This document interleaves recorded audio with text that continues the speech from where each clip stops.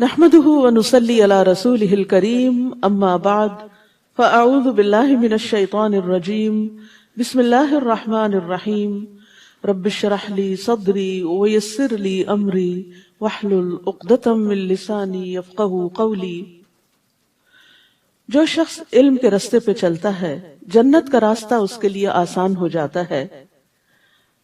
علم کے لیے نکلنا حج کے برابر اجر حاصل کرنے کے برابر ہے۔ ابو امامہ بیان کرتے ہیں کہ نبی صلی اللہ علیہ وسلم نے فرمایا، جو شخص صبح کے وقت اس لیے مسجد کی طرف نکلا کہ بھلائی سیکھے یا سکھائے تو اس کے لیے اس حج ادا کرنے والے کی مثل اجر ہے جس نے اپنا حج مکمل کر لیا۔ یہ صحیح ترغیب و ترہیب کی روایت ہے، یعنی جو صبح کے وقت نکلے۔ آپ سب نکلتے ہیں صبح کے وقت، کہاں جاتے ہیں؟ مسجد جاتے ہیں۔ کیوں جاتے ہیں؟ بھلائی سیکھنے کے لیے یا سکھانے کے لیے۔ تو اس کا اجر و ثواب کوئی معمولی نہیں، اس کا اجر و ثواب حج کرنے والے کے برابر ہے جس نے اپنا حج مکمل کر لیا۔ تو آپ سوچئے کہ حج کا شوق کس کس کو نہیں، اور ہر شخص یہ چاہتا ہے کہ اس کا اجر بہت زیادہ ہو، لیکن سب لوگ حج کر نہیں پاتے۔ لیکن علم کی مجلسوں، خیر اور بھلائی سیکھنے کے لیے اگر کوئی انسان اپنا وقت نکالتا ہے، محنت اور کوشش کرتا ہے اور خیر کی مجالس کی طرف، مساجد کی طرف جاتا ہے، تو اس کا یہ اجر و ثواب ہے۔ اللہ سبحانہ وتعالی ہمارے لیے بھی ہر روز حج کے برابر ثواب لکھ لے۔ اس کے خزانوں میں کچھ بھی کمی نہیں ہے، وہ سب کچھ دے سکتا ہے۔ 8واں پارہ شروع کرتی ہوں اللہ کے نام سے جو بے انتہا مہربان، نہایت رحم فرمانے والا ہے۔ اور اگر ہم ان کی طرف فرشتے بھی نازل کر دیتے اور ان سے مردے بھی کلام کرتے اور ہر چیز کو ان کے سامنے لا اکٹھا کرتے، یعنی جن جن چیزوں کا مطالبہ کر رہے ہیں یہ کہ وہ ہمیں دکھائی جائیں، تو وہ بھی لے آئی جاتی، تو بھی یہ ایمان لانے والے نہ تھے مگر جس کے متعلق اللہ چاہتا۔ لیکن ان میں سے اکثر نادانی کی باتیں کرتے ہیں۔ وَلَكِنَّ أَكْثَرَهُمْ يَجْهَلُونَ۔ یاد رکھیے، جہالت انسان کی ہدایت کے راستے میں رکاوٹ بن جاتی ہے، خواہ وہ جذباتی جہالت ہو یا علمی جہالت ہو۔ علم کا نہ ہونا بھی انسان کی ہدایت کے راستے میں رکاوٹ ہے۔ اسی طرح علم آنے کے بعد اپنی خواہشات کی پیروی بھی انسان کی ہدایت حاصل کرنے کے راستے میں رکاوٹ بن جاتی ہے۔ اہل مکہ کا، آپ کے مخالفین کا کچھ یہی حال تھا۔ اسی طرح ہم نے شیطان سیرت انسانوں اور جنوں کو ہر نبی کا دشمن بنایا جو دھوکہ دینے کی غرض سے کچھ خوش آئند باتیں ایک دوسرے کے کانوں میں پھونکتے رہتے ہیں۔ اگر تمہارا رب چاہتا تو وہ ایسا نہ کر سکتے، سو انہیں ان کے حال پہ چھوڑ دیجئے اور ان باتوں کو بھی جو وہ افترا کرتے ہیں۔ اللہ سبحانہ وتعالی رسول اللہ صلی اللہ علیہ وسلم کو تسلی دیتے ہوئے فرما رہے ہیں کہ جس طرح ہم نے آپ کے دشمن بنا دیے جو آپ کی دعوت کو ٹھکراتے ہیں اور آپ سے حسد کرتے ہیں، تو یہ ہماری سنت ہے۔ ہم ہر نبی کے جس کو ہم مخلوق کی طرف بھیجتے ہیں دشمن مقرر کر دیتے ہیں، اور پھر وہ انہیں ایک دوسرے کو غلط کاموں میں مدد دیتے ہیں اور ایک دوسرے کو چکنی چپڑی باتیں کر کے متاثر کرتے ہیں، اور ایسی طریقے سے بات کرتے ہیں کہ دوسرے لوگ ان سے دھوکہ کھا جائیں اور سیدھے سادے لوگ ان کے آگے سر جھکا دیں، کیونکہ وہ حقیقت کو جانتے نہیں بلکہ خوبصورت الفاظ اور ملمہ سازی ان کو اچھی لگتی ہے اور وہ باطل کو حق سمجھنے لگتے ہیں۔ اور یہاں پر خاص طور پر شیاطین انس و جن کی بات کی گئی۔ قتادہ اور مجاہد کہتے ہیں کہ جس طرح جنوں میں شیاطین ہیں اسی طرح انسانوں میں بھی شیاطین ہیں۔ مالک بن دینار کہتے ہیں، میرے اوپر انسانوں کے شیاطین جنوں کے شیاطین سے زیادہ سخت ہیں، اس وجہ سے کہ جب میں تعوذ پڑھتا ہوں تو جنوں کا شیطان مجھ سے دور ہو جاتا ہے، لیکن انسانوں کا شیطان میرے پاس آ کر مجھے علل اعلان نافرمانیوں کی طرف گھسیٹ کر لے جاتا ہے، یعنی خود بھی دین پر نہیں ہوتا اور مجھے بھی اپنے ساتھ گھسیٹ لیتا ہے۔ اور انسانوں کے شیطان جیسے ابو جہل تھا تو ابو طالب کے پاس آخری وقت میں کس طرح پہنچ گیا اور پھر ان کو دین حق قبول نہ کرنے دیا۔ وَلِتَصْغَى إِلَيْهِ أَفْئِدَةُ الَّذِينَ لَا يُؤْمِنُونَ بِالْآخِرَةِ، اور وہ ایسے کام اس لیے بھی کرتے تھے کہ جو لوگ آخرت پر ایمان نہیں لاتے ان کے دل ادھر مائل ہوں۔ حقیقت یہ ہے کہ آخرت پر یقین کا کمزور ہونا انسان کے لیے گمراہی کا باعث بنتا ہے۔ جب انسان آخرت کو بھول جاتا ہے تو پھر دنیا کی اٹریکشنز اس کو اپنے اندر کھینچ لیتی ہیں، اور وہ دنیا کی باتوں اور دنیا کے لوگوں کی خوبصورت تعویلات جو انہوں نے دین کے بارے میں، آخرت کے بارے میں کر رکھی ہوتی ہیں، ان میں گھر جاتا ہے۔ تو جو لوگ آخرت پر ایمان نہیں لاتے ان کے دل ادھر مائل ہوں، نیز وہ اسے پسند کر لیں اور وہ برائیاں کرتے چلے جائیں جو اب کر رہے ہیں، کیونکہ انسان بہرحال اپنی خواہشات کے آگے کمزور پڑ جاتا ہے۔ ایک طرف دین ہوتا ہے، دلیل ہوتی ہے، اور دوسری طرف خواہش نفس ہوتی ہے، اور جب انسان کے اپنا اندر بھی کمزور ہو، ایمان اور یقین بھی کمزور ہو، اور پھر ساتھی اور مجلس اور کمپنی اور صحبت بھی ایسی ہو، تو پھر ہدایت کا رستہ مدھم ہوتا چلا جاتا ہے اور ہدایت پر چلنا مشکل ہوتا چلا جاتا ہے۔ پھر فرمایا، کیا میں اللہ کے سوا کسی اور کو منصف تلاش کروں، یعنی اس سے اپنے فیصلے کرواؤں کہ صحیح کیا اور غلط کیا ہے، حالانکہ اسی نے پوری تفصیل کے ساتھ تمہاری طرف کتاب نازل کی ہے۔ یعنی اللہ نے اپنا فرض پورا کر دیا، تمہاری ہدایت کے لیے ڈیٹیل میں سب کچھ اس کتاب میں بھیج دیا۔ اب تم چاہتے ہو کہ اس کتاب کے علاوہ کہیں اور سے ہدایت حاصل کی جائے؟ اور جن لوگوں کو ہم نے کتاب دی ہے وہ جانتے ہیں کہ یہ کتاب آپ کے پروردگار کی طرف سے، آپ کے رب کی طرف سے حق کے ساتھ نازل ہوئی ہے، لہٰذا آپ شک کرنے والوں میں شامل نہ ہوں، یعنی لوگوں کے جھوٹے پروپیگنڈے کا شکار نہ ہوں۔ ہدایت اسی کتاب کے ذریعے ملے گی، اور رب ہی یہ اتھارٹی رکھتا ہے کہ وہ حق اور باطل کے درمیان فیصلہ کر سکے، اور آپ کے رب کی بات سچائی اور انصاف کے اعتبار سے کامل ہے، اس کے فرامین کو کوئی تبدیل کرنے والا نہیں، اور سب کچھ سننے اور جاننے والا ہے۔ اے محمد صلی اللہ علیہ وسلم، اگر آپ زمین میں بسنے والے لوگوں کی اکثریت کے کہنے پر چلیں گے تو وہ آپ کو اللہ کی راہ سے بہکا دیں گے۔ یعنی اگر آپ حق اس بات میں دیکھیں کہ میجورٹی کا ٹرینڈ کیا ہے، میجورٹی کس رستے کی طرف چلی جا رہی ہے، تو یہ کوئی دلیل نہیں ہے، یہ کوئی حجت نہیں ہے، کیونکہ لوگوں کی اکثریت اپنی خواہشات کی پیروی کرتی ہے، قیاس آرائیوں اور گمان سے کام لیتی ہے، ان کے پاس کسی رستے، کسی ٹرینڈ کو فالو کرنے کے لیے کوئی دلیل نہیں ہوتی سوائے اپنی خواہشات کے۔ فرمایا، اگر آپ زمین میں بسنے والوں کی اکثریت کے کہنے پر چلیں گے تو وہ آپ کو اللہ کی راہ سے بہکا دیں گے، کیونکہ وہ خود بہکے ہوئے ہیں، وہ تو محض زن کے پیچھے لگے ہوئے ہیں، یعنی ان کے پاس چند خیالات اور خوبصورت باتوں کے سوا کچھ نہیں، اور وہ صرف قیاس آرائیاں کرتے ہیں۔ حقیقت کا علم تو اللہ کے پاس ہے، اور وہ قرآن و سنت کے اندر ہی ہے، لہٰذا جو شخص ہدایت کا پیروکار ہو اسے چاہیے کہ وہ ان دو چیزوں کو مضبوطی سے تھام لے۔ بلا شبہ تمہارا رب خوب جانتا ہے کہ کون اس کی راہ سے بھٹکا ہوا ہے، اور وہ ہدایت پانے والوں کو بھی خوب جانتا ہے۔ تو چونکہ ہدایت کا معیار قرآن و سنت ہے اور واپسی بھی ہماری اللہ سبحانہ وتعالیٰ کی طرف ہے، تو وہی اصل فیصلہ کرے گا کہ کون سیدھے رستے پہ چل کے صحیح منزل پہ پہنچا اور کون بھٹک گیا۔ فَكُلُوا مِمَّا ذُكِرَ اسْمُ اللَّهِ عَلَيْهِ إِن كُنتُمْ بِآيَاتِهِ مُؤْمِنِينَ۔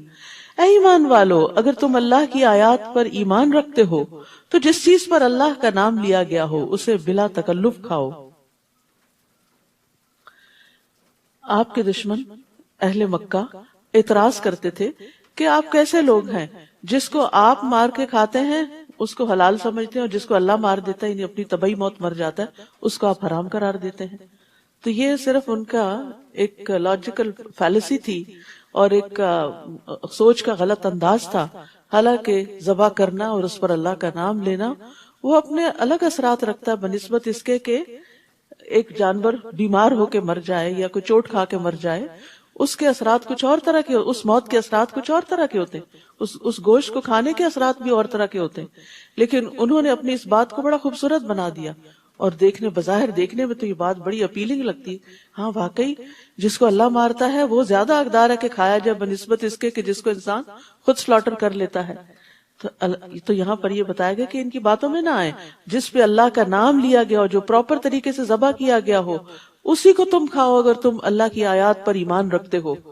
تو یہ کھانا بھی ایمان کا حصہ ہے، حلال کھانا بھی ایمان کا حصہ ہے۔ پھر فرمایا آخر کیا بات ہے کہ تم وہ چیز نہ کھاؤ جس پر اللہ کا نام لیا گیا ہو، حالانکہ جو کچھ اس نے تم پر حرام کیا ہے اسے تمہارے لیے تفصیلاً بیان کر دیا ہے، یعنی اللہ نے حلال حرام واضح کر دیا ہے، الا یہ کہ تم کوئی حرام چیز کھانے پر مجبور ہو جاؤ، اضطراری کیفیات اور چیز ہیں۔ اور بہت سے لوگ ایسے ہیں جو بغیر علم کے محض اپنی خواہشات کے پیچھے لگ کر دوسروں کو بہکاتے رہتے ہیں۔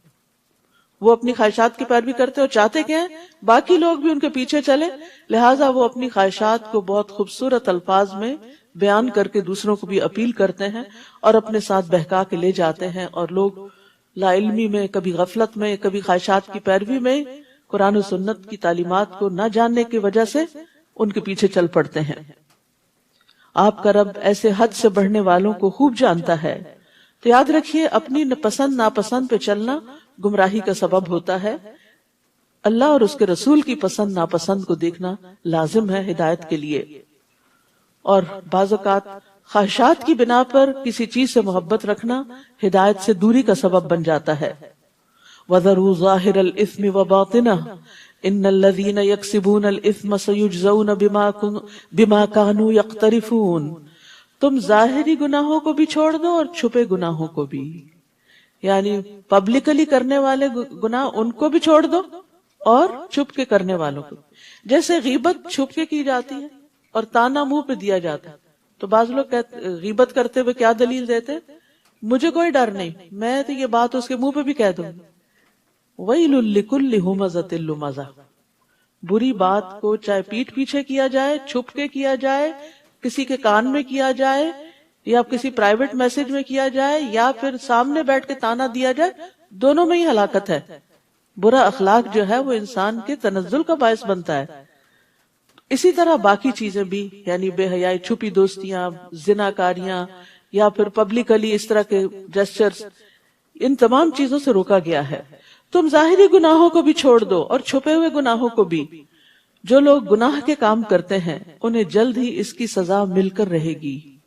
یعنی انسان یہ نہ سوچے کہ میں نے گناہ کیا، کسی کو پتہ ہی نہیں چلا، چھپ کے کیا، کون مجھ سے پوچھے گا، کوئی نقصان ہونے والا نہیں، ایسا نہیں، بلکہ اس کا نتیجہ نکل کر رہے گا۔ جو بوؤ گے وہ کاٹو گے۔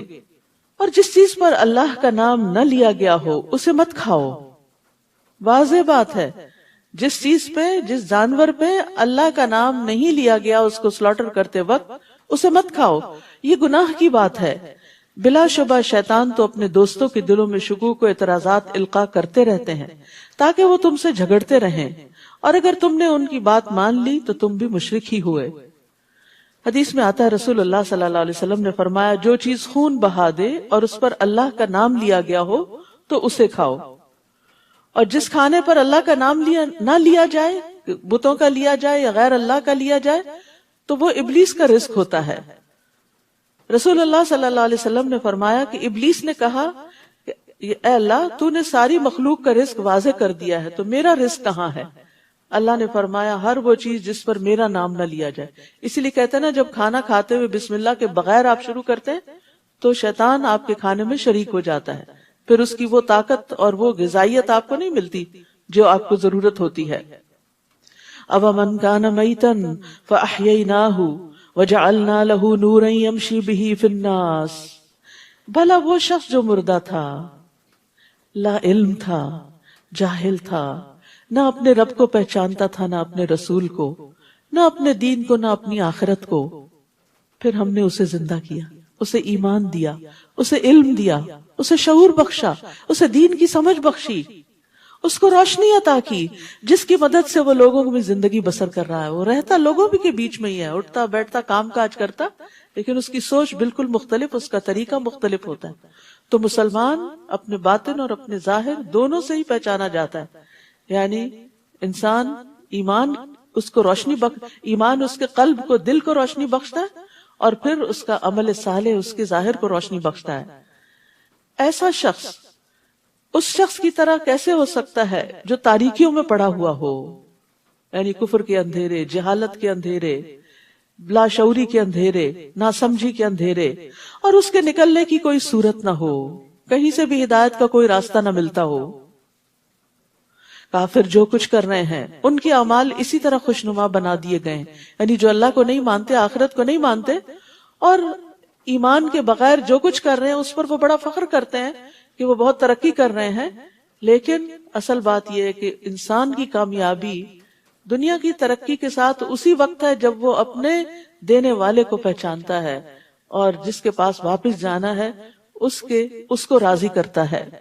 اسی طرح ہم نے ہر بستی میں اس کے بڑے بڑے مجرموں کو لگا دیا ہے کہ وہ اس بستی میں مکر و فریب کرتے رہیں، پھر وہ خود ہی اس مکر و فریب میں پھنس جاتے ہیں، مگر یہ بات سمجھنے کی کوشش ہی نہیں کرتے، اور جب ان کے پاس کوئی نشانی آتی ہے تو کہتے ہیں ہم تو اس وقت تک نہ مانیں گے جب تک ہمیں بھی وہی کچھ نہ دیا جائے، یعنی نبوت جو اللہ کے رسولوں کو دیا گیا۔ اللہ ہی بہتر جانتا ہے کہ اپنی رسالت کا کام کس سے لے۔ جلد ہی ان مجرموں کو اپنی مکاریوں کی پاداش میں اللہ کے ہاں ذلت اور سخت عذاب سے دوچار ہونا پڑے گا۔ فَمَن يُرِدِ اللَّهُ أَن يَهْدِيَهُ يَشْرَحْ صَدْرَهُ لِلْإِسْلَامِ، جس شخص کو اللہ ہدایت دینا چاہتا ہے اس کا سینہ اسلام کے لیے کھول دیتا ہے۔ ہدایت دو طرح کی ہوتی ہے، ایک ہوتی ہے ہدایت ارشاد جو تعلیم کی شکل میں، جو کائنات کی نشانیوں کی شکل میں ہے، یہ سب انسانوں کے لیے برابر ہے، لیکن بہت سے لوگ اس ہدایت کو دیکھنے کے باوجود، پڑھنے کے باوجود، سننے کے باوجود، جاننے کے باوجود بھی اس پر عمل نہیں کرتے کیونکہ انہیں توفیق نہیں ہوتی۔ تو جس کو یہ توفیق مل جاتی ہے وہ توفیق دراصل کیا کرتی ہے، اس کے سینے میں وسعت پیدا کر دیتی۔ یہ وسعت کیا ہے کہ انسان اللہ کی بات سنتا ہے اور اس کا دل کھلا ہوتا ہے، وہ خوشی سے سنتا ہے، خوشی سے قبول کرتا ہے، اس پر غور و فکر کرتا ہے اور پھر اس کے مطابق عمل بھی کرتا ہے۔ تو یہ اللہ کی توفیق سے ہوتا ہے۔ تو جس کے ساتھ اللہ بھلائی کا ارادہ کر لیتا ہے اس کو دین کی سمجھ دے دیتا ہے۔ فَمَن يُرِدِ اللَّهُ أَن يَهْدِيَهُ يَشْرَحْ صَدْرَهُ لِلْإِسْلَامِ وَمَن يُرِدْ أَن يُضِلَّهُ يَجْعَلْ صَدْرَهُ ضَيِّقًا حَرَجًا، اور جسے گمراہ کرنا چاہتا ہے اس کے سینے میں اتنی گھٹن پیدا کر دیتا ہے جیسے وہ بڑی دقت سے بلندی کی طرف چڑھ رہا ہو۔ جب انسان بلندی کی طرف اوپر کو جاتا ہے تو آکسیجن نہیں ہوتی تو سانس گھٹنے لگتا ہے۔ تو اس لیے قرآن کا معجزہ ہے کہ 1400 سال پہلے ایسی بات بتا دی گئی کہ اوپر جانے سے سینہ گھٹے گا، سانس نہیں آئے گا۔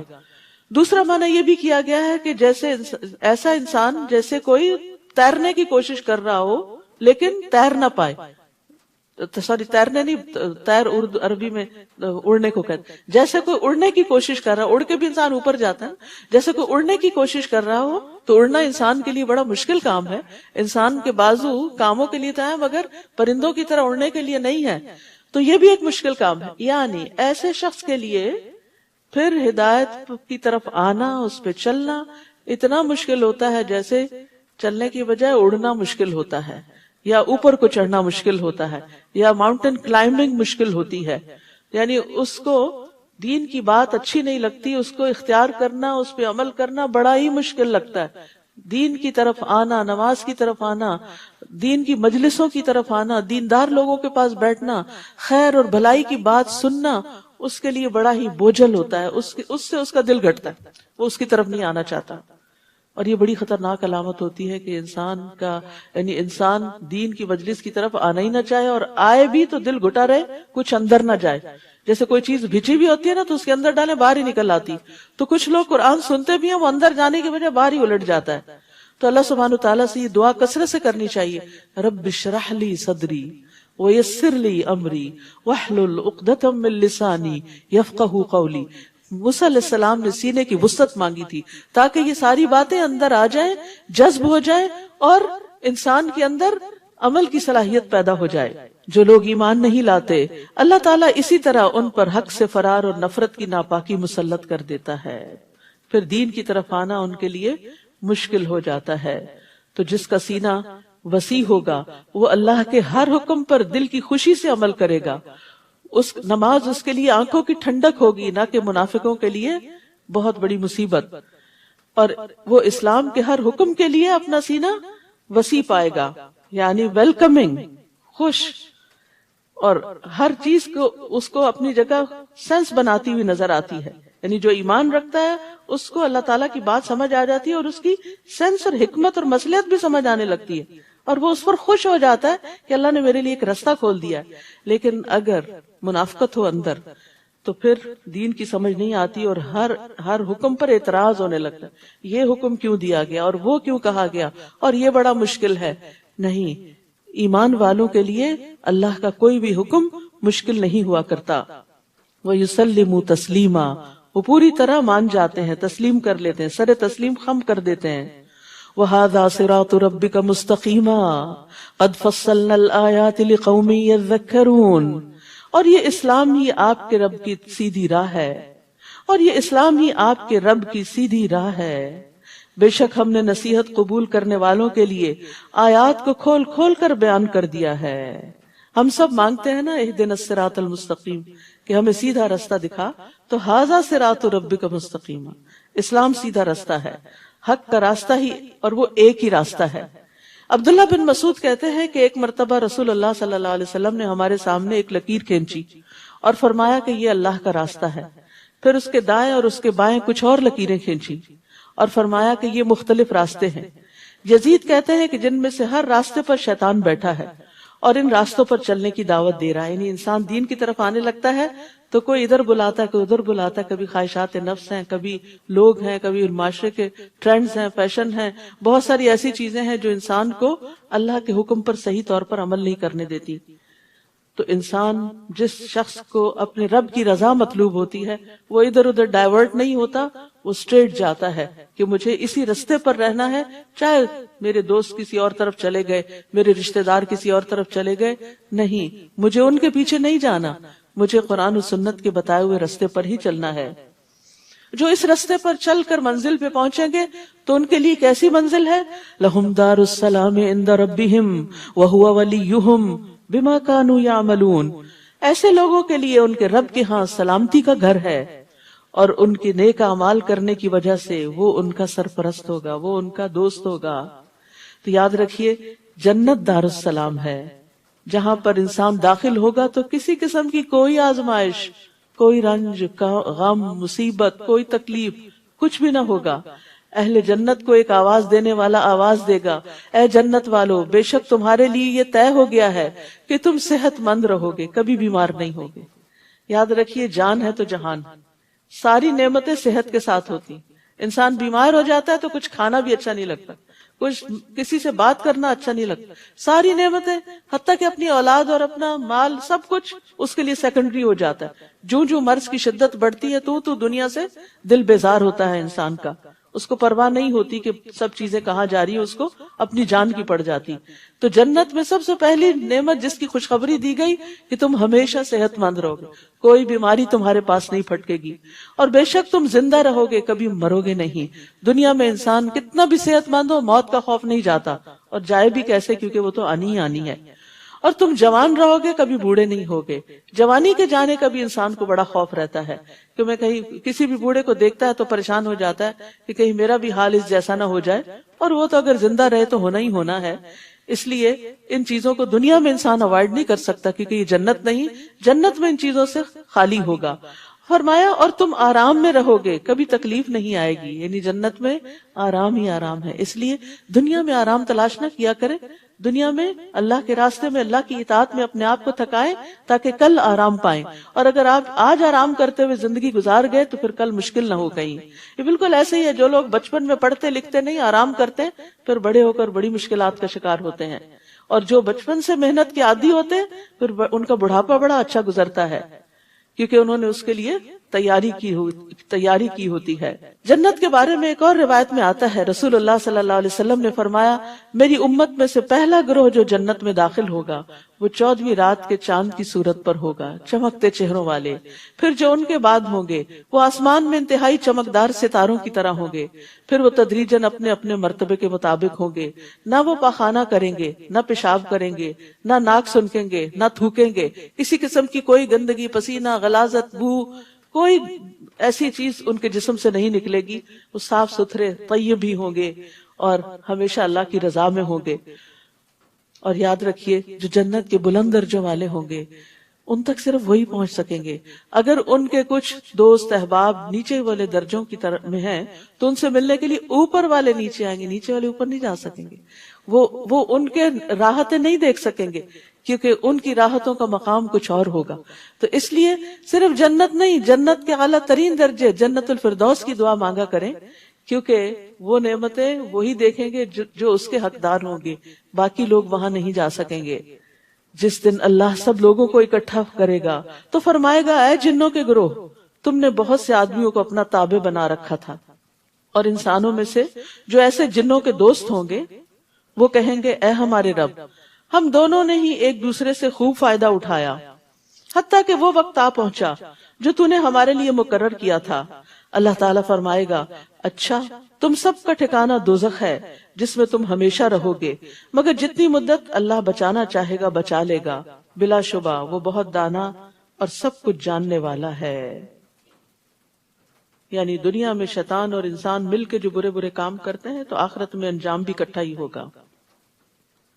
اس طرح ہم ظالموں کو ایک دوسرے کا ساتھی بنا دیں گے کیونکہ وہ مل کر ایسے ہی کام کیا کرتے تھے. تو یہاں ظالم کے لیے بڑی تنبیہ ہے کہ ظالم کو دوست نہ بناؤ, اور عام انسان کو بھی کسی ظالم کا ساتھ نہیں دینا چاہیے کیونکہ وہ اسے شر پہ ابھارتا ہے, خیر سے دور رکھتا ہے, اور یہ بھی ایک سزا کی قسم ہے. اور گناہ جو ہے ظالم کو مزید گناہ گار بنا دیتا ہے اور اس کو نقصان پہنچاتا ہے. پھر اللہ ان سے فرمائے گا, اے جنوں اور انسانوں کی جماعت, کیا تمہارے ہاں تم ہی میں سے رسول نہیں آئے تھے جو تمہارے سامنے میری آیات بیان کرتے اور آج کے دن کی ملاقات سے تمہیں ڈراتے؟ وہ کہیں گے, ہاں ہم اپنے خلاف خود یہ گواہی دیتے ہیں. یعنی آئے تھے وہ تو اپنا کام کر گئے, بات یہ تھی کہ دنیا کی زندگی نے انہیں دھوکے میں مبتلا کر رکھا تھا, لہٰذا وہ اپنے خلاف گواہی دینے پر مجبور ہوں گے کہ فی الواقع وہ اللہ کی آیات کے منکر تھے, ماننا نہیں چاہتے تھے. یہ گواہی اس لیے ہوگی کہ آپ کے رب کا یہ دستور نہیں کہ وہ بستیوں کو ظلم سے تباہ کر ڈالے جبکہ وہ حقیقت حال سے ناواقف ہوں.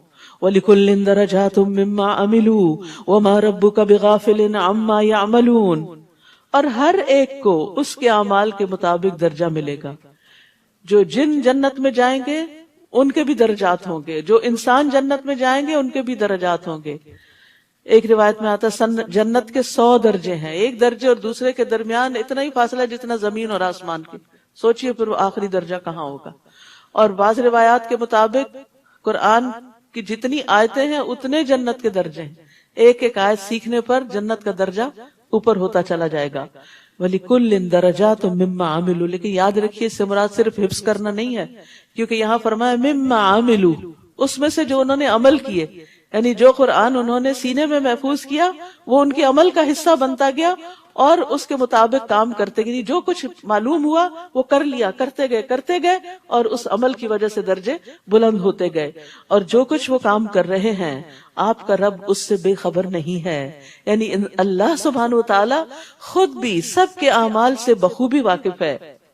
تو اپنا درجہ اپنے رب کے ہاں دیکھنا ہو تو اپنے عمل کو دیکھیں کہ کس کام میں آپ کتنے آگے ہیں, نمازیں کیسی ہیں, روزے کیسے ہیں, زکوٰۃ دینے کا طریقہ کیا ہے اور کتنی شوق اور خوشی سے اور وقت پہ دیتے ہیں, صدقات کتنے دیتے ہیں, خیر اور بھلائی کے کام کتنے کرتے ہیں, نیکیوں میں کتنے آگے بڑھتے ہیں.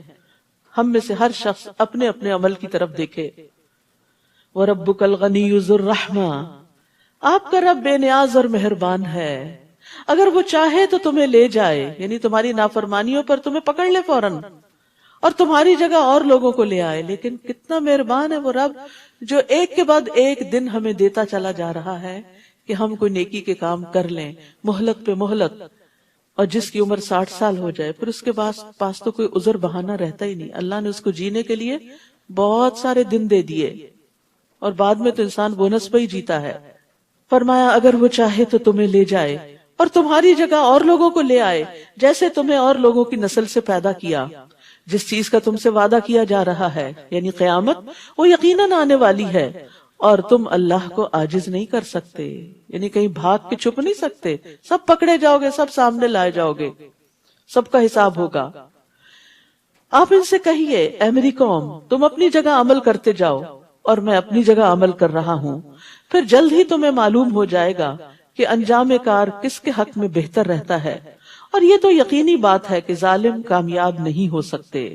اور جو کھیتی اور مویشی اللہ نے پیدا کیے تھے، سورۃ الانعام ہے تو انعام کا ذکر ہے اب کہ اہل عرب نے کس طرح ان مویشیوں کے بارے میں غلط عقائد اختیار کر رکھے تھے، اور جو کھیتی اور مویشی اللہ نے پیدا کیے تھے ان لوگوں نے ان چیزوں میں اللہ کے سوا دوسروں کا بھی حصہ مقرر کر دیا، یعنی غیر اللہ کے نام پر ان کو وقف کر دیا، اور اپنے گمان باطل سے یوں کہتے ہیں یہ حصہ تو اللہ کا ہے اور یہ ہمارے شریکوں کا ہے، یعنی کچھ فی سبیل اللہ اور کچھ بتوں کی نظر۔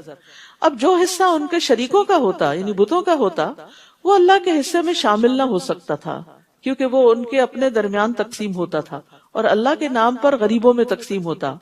تو کبھی ایسا ہوتا کہ اللہ کے نام والے حصے میں کوئی کمی ہوتی تو وہ اس کو پورا نہیں کرتے تھے، لیکن اگر بتوں کے حصے میں کوئی کمی ہوتی، پیداوار ناقص ہوتی یا کوئی جانور مر جاتے تو اس صورت میں اللہ کے حصے میں سے لے کے اس کمی کو پورا کر لیتے، یعنی غریبوں کا حصہ بھی اپنی طرف کھینچ لیتے، اور جو اللہ کا حصہ ہوتا وہ ان کے شریکوں کے حصے میں شامل ہو سکتا تھا۔ کتنا برا فیصلہ تھا جو وہ کرتے تھے۔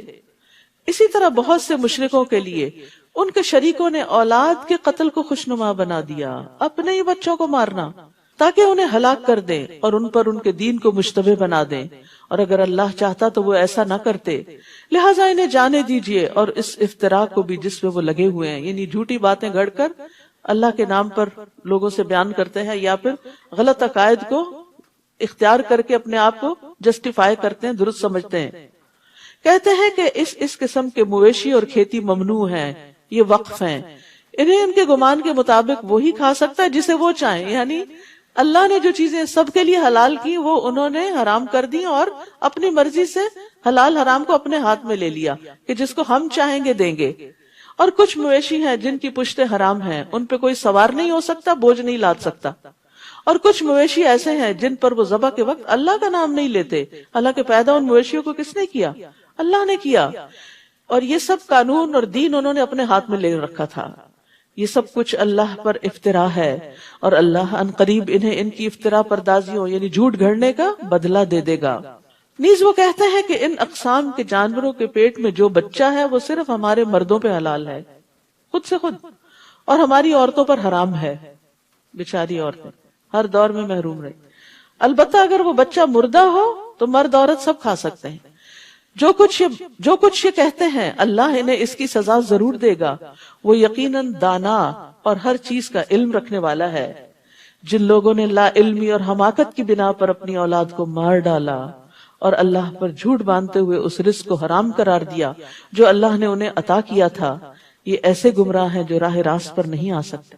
یعنی جب انسان بڑے بڑے گناہ کرتا ہے نا تو اس کا دل سخت ہو جاتا ہے۔ جو اپنی اولاد کو مار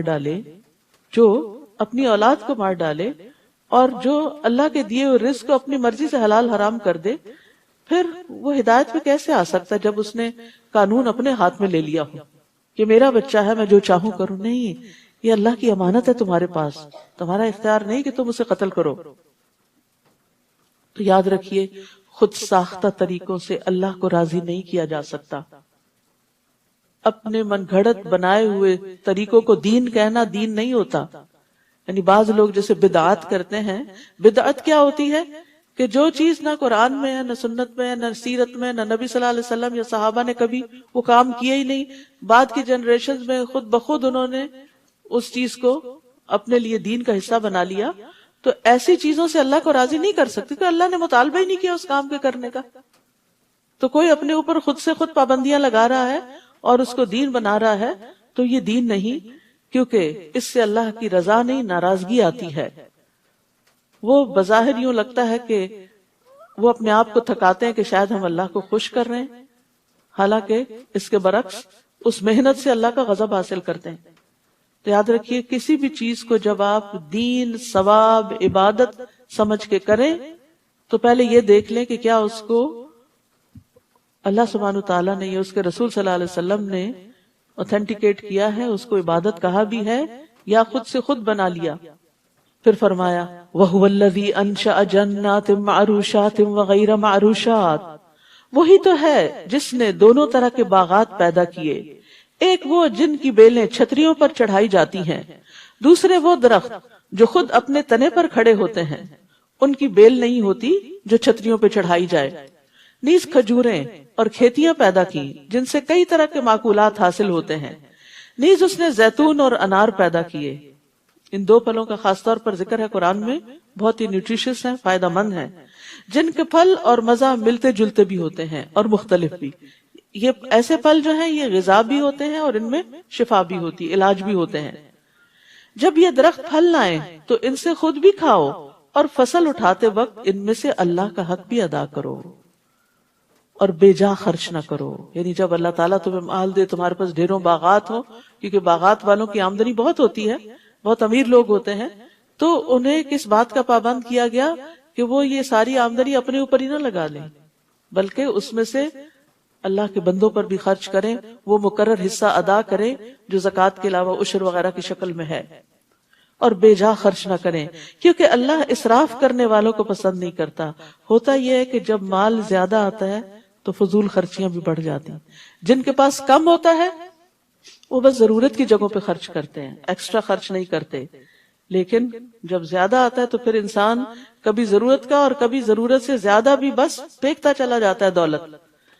زہری کہتے ہیں اس کا مطلب ہے کہ اللہ تعالیٰ کی نافرمانی کے کام میں خرچ نہ کرو۔ تو اسراف کیا ہے؟ ایسی جگہ خرچ کرنا جس سے اللہ ناراض ہوتا ہو، مثلا ایسا لباس بنانا یا اتنا قیمتی لباس بنا لینا کہ انسان یعنی کہ حقداروں کا حق ہی بھول جائے اور سارا مال اپنے اوپر ہی خرچ کر ڈالے۔ صرف ایک شادی کے دن لاکھوں کا جوڑا بنا کے سارا مال اپنے اوپر ہی ڈال لینا، یہ اسراف کی بدترین قسم ہے۔ ابن ابی حاتم روایت کرتے ہیں کہ اگر ابو قبیس پہاڑ سونے کا ہوتا اور کوئی آدمی اللہ کی اطاعت کے کاموں میں یہ سارا پہاڑ خرچ کر دیتا تو یہ فضول خرچی نہ ہوتی۔ یعنی دین کے کاموں میں، لوگوں کی خدمت میں، خیر اور بھلائی کے کاموں میں جتنا کھلا خرچ کر سکے کرتے چلے جائیں، یہ فضول خرچی نہیں ہے۔ یعنی زیادہ خرچ کرنا فضول خرچی نہیں، اللہ کی نافرمانی اور ناپسندیدہ کاموں میں خرچ کرنا اسراف ہے، کیونکہ بہت سے لوگوں کو یہ سمجھ نہیں آتی کہ اسراف ہے کیا۔ اور اگر کوئی ایک درہم اللہ کی نافرمانی کے کام میں خرچ کرتا ہے تو وہ فضول خرچی ہی کرتا ہے، فضول گیا نا اس کا مال، کہ اس مال کے ذریعے اس نے اللہ کا غضب حاصل کیا۔ پھر اسی طرح کھانے پینے میں اسراف جو ہے یہ عقل اور بدن کے لیے نقصان دہ ہے، کہ یہ بھی کھا لے، یہ بھی کھا لے، وہ بھی کھا لے۔ اور اب آپ دیکھیں کہ جب بہت سی چیزیں ایک بزنس بن گئی ہیں تو انسان بعض اوقات جا کے ٹیمپٹ ہو جاتا ہے، اتنا کچھ خرید لیتا ہے جو اس نے نہ کھانا نہ پینا نہ استعمال کرنا، اور پھر سب واپس کیا ہوتا ہے؟ چائے کی یہ قسم بھی بڑی اچھی، یہ بھی لے لیتے، وہ بھی لے لیتے، یہ فلاں چیز یہ جوس بہت اچھا، یہ فلاں۔ پھر کھانے والے تو آپ ایک دو ہی ہوتے ہیں نا گھروں میں، کوئی بڑی فیملی سب رہی نہیں، تو پھر کیا ہوتا ہے؟ آپ سب کو پتا نہیں کیا ہوتا ہے؟ ایکسپائرڈ، وہ بن میں جا رہا ہے، وہ بن میں جا رہا ہے، وہ نالی میں جا رہا ہے، یہ سب فضول خرچی ہے۔ پہلے آپ دیکھیں کہ آپ کی ضرورت کیا ہے اور کیا آپ اسے استعمال بھی کر سکیں گے تو ضرور لیں، فائدے کی چیزیں کھاؤ پیو، لیکن اگر استعمال نہیں کرنا اور پھر بن میں پھینکنا تو اس پہ پوچھو گی۔ اللہ تعالیٰ فرماتے ہیں کلوا واشربوا ولا تسرفوا انہ لا يحب المسرفین، کھاؤ پیو اور حد سے نہ گزرو، بے شک وہ حد سے گزرنے والوں سے محبت نہیں کرتا۔ حد سے گزرنے والے کون ہیں؟ جو فخر اور مباحات اور دکھاوے کے لیے کرتے ہیں، جو اپنی دھاک جماتے ہیں قیمتی قیمتی چیزیں خرید کر، حیثیت نہیں پھر بھی مانگے تانگے یا مشکل سے پیسے جمع کر کے ایسے بیگز خریدنا جو ہزاروں میں ہوں، حالانکہ ایک معمولی اچھے کوالٹی کا بیگ جو ہے اس میں بھی انسان کی ضرورت پوری ہو سکتی، لیکن چونکہ وہ سٹیٹس سمبل ہے اس لیے اس پہ خرچ کرنا اور کسی غریب مسکین کے ایک وقت کے کھانے کے لیے صدقہ دینے کو تیار نہ ہونا، یہ پھر اسراف میں آ جاتا ہے۔ ثمانیت ازواج، کل 8 جوڑے ہیں۔ عربی میں ازواج کا لفظ زوج کی جمع ہے، کپل کے لیے بھی استعمال ہوتا ہے اور کپل میں سے ہر ایک کے لیے الگ بھی استعمال ہوتا ہے۔ تو 8 جوڑے سے مراد 16 ٹوٹل نہیں ہے، 8 ہی ہیں، تو زوج الگ الگ اسپاؤس کے لیے بھی استعمال ہوتا ہے۔ بھیڑ کے 2، بکری کے 2، یعنی نر اور مادہ۔ آپ ان سے پوچھئے کیا اللہ نے دونوں نر حرام کیے ہیں یا دونوں مادائیں یا وہ بچے جو ان کے پیٹ میں ہوتے ہیں؟ اگر تم سچے ہو تو مجھے علم کی کوئی بات بتاؤ، کوئی دلیل دو۔ نیز اونٹ کی جنس سے 2 اور گائے کے 2 جوڑے ہیں۔ آپ ان سے پوچھئے کیا اللہ نے ان دونوں نر کو حرام کیا یا دونوں مادہ کو، یا ان بچوں کو جو ان ماداؤں کے پیٹ میں ہوتے ہیں۔ جب اللہ نے ایسا تاکیدی حکم دیا تھا تو کیا تم اس وقت موجود تھے؟ پھر اس شخص سے بڑھ کر ظالم اور کون ہے جو اللہ پر جھوٹ باندھے تاکہ لوگوں کو علم کے بغیر گمراہ کرتا پھرے۔ یہ بہت بڑے ظلم کی بات ہے، بہت بڑا جرم ہے کہ علم کے بغیر کسی کو کچھ بتانا۔ اگر کوئی آپ سے مسئلہ پوچھتا ہے، سوال پوچھتا ہے، جی آپ کورس کر رہی ہیں، آپ دورہ قرآن میں جاتی ہیں، تو مجھے اس مسئلے کا جواب دیں، تو آپ اگر پتا ہے تو جتنا پتا ہے اتنا بتا دیں، نہیں پتا تو معلوم کریں، ریسرچ کریں، جانیں، اہل علم سے پوچھیں اور پھر بتائیں، کیونکہ بغیر علم کے لوگوں کو فتوے دینا بہت بڑا جرم ہے، اس سے لوگ گمراہ ہوتے ہیں۔ اللہ یقیناً ایسے ظالموں کو سیدھی راہ نہیں دکھاتا۔ آپ ان سے کہہ دیجئے کہ جو وحی میری طرف آئی ہے اس میں تو کوئی ایسی چیز نہیں پاتا جو کھانے والے پر حرام کی گئی ہو، یعنی جن کو تم لوگوں نے حرام کیا، یہ اس کی طرف اشارہ ہے، الا یہ کہ وہ مردار ہو یا بہایا ہوا خون ہو یا خنزیر کا گوشت ہو کیونکہ وہ ناپاک ہے، یا فسق ہو کہ وہ چیز اللہ کے سوا کسی اور کے نام سے مشہور کر دی گئی ہو، یعنی غیر اللہ کے نام پر قربان کی گئی ہو۔ ہاں، جو شخص لاچار ہو جائے اس حال میں کہ نہ تو وہ اللہ کے قانون کا باغی ہو اور نہ ضرورت سے زیادہ کھانے والا ہو، تو اسے معاف ہے، کیونکہ آپ کا رب بخش دینے والا اور رحم کرنے والا ہے۔ اصل میں یہاں دلائل دیے جا رہے ہیں ان اہل عرب کے ان غلط قوانین کو ثابت کرنے کے کہ جو انہوں نے خود سے حلال اور حرام کے کچھ قاعدے بنا کر اللہ کی نعمتوں کو لوگوں پر حرام کر رکھا تھا، یا کبھی اپنے آپ پر بھی۔ اور جن لوگوں نے یہودیت اختیار کی ان پر ہم نے ہر ناخن والا جانور حرام کیا تھا، نیز ان پر گائے اور بکری کی چربی بھی حرام تھی، الا یہ کہ وہ پشت، آنتوں اور ہڈیوں سے چمٹی ہوئی ہو۔ ہم نے یہ چیزیں ان کی سرکشی کی سزا کے طور پر ان پہ حرام کی تھی، اصلاً حرام نہیں تھی، دین ابراہیمی میں حرام نہیں تھی، اور جو کچھ ہم کہہ رہے ہیں بالکل سچ کہہ رہے ہیں۔ اب یہاں مسلسل حلال حرام کی بات ہو رہی ہے کیونکہ یہ دین کا حصہ ہے۔ ہمارا دین ایک مکمل دین ہے جو کھانے پینے کے معاملات میں بھی ہمیں رہنمائی دیتا ہے کہ انسان کے لیے کیا کھانا فائدہ مند ہے اور کیا کھانا نقصان دہ ہے۔ پھر اگر یہ آپ کو جھٹلائیں تو ان سے کہیے تمہارے رب کی رحمت بہت وسیع ہے کہ تم سزا سے بچے ہوئے ہو، ورنہ مجرموں سے اس کا عذاب ٹالا نہیں جا سکتا۔ یہ مشرک جواباً کہہ دیں گے اگر اللہ چاہتا تو نہ ہم شرک کرتے اور نہ ہمارے آباء و اجداد اور نہ ہم کسی چیز کو حرام ٹھہراتے۔ یہ جو دلیل ہے نا، اور یہ بات یہ اکثر لوگ کرتے ہیں اپنے غلط اعمال کو جسٹیفائی کرنے کے لیے۔ اللہ چاہتا تو ہم بھی نمازیں پڑھتے، جب اللہ چاہے گا، جب کہنا نماز پڑھ لی، جب اللہ چاہے گا تو پڑھیں گے۔ بھئی آپ کب چاہیں گے؟ آپ بھی تو چاہیں۔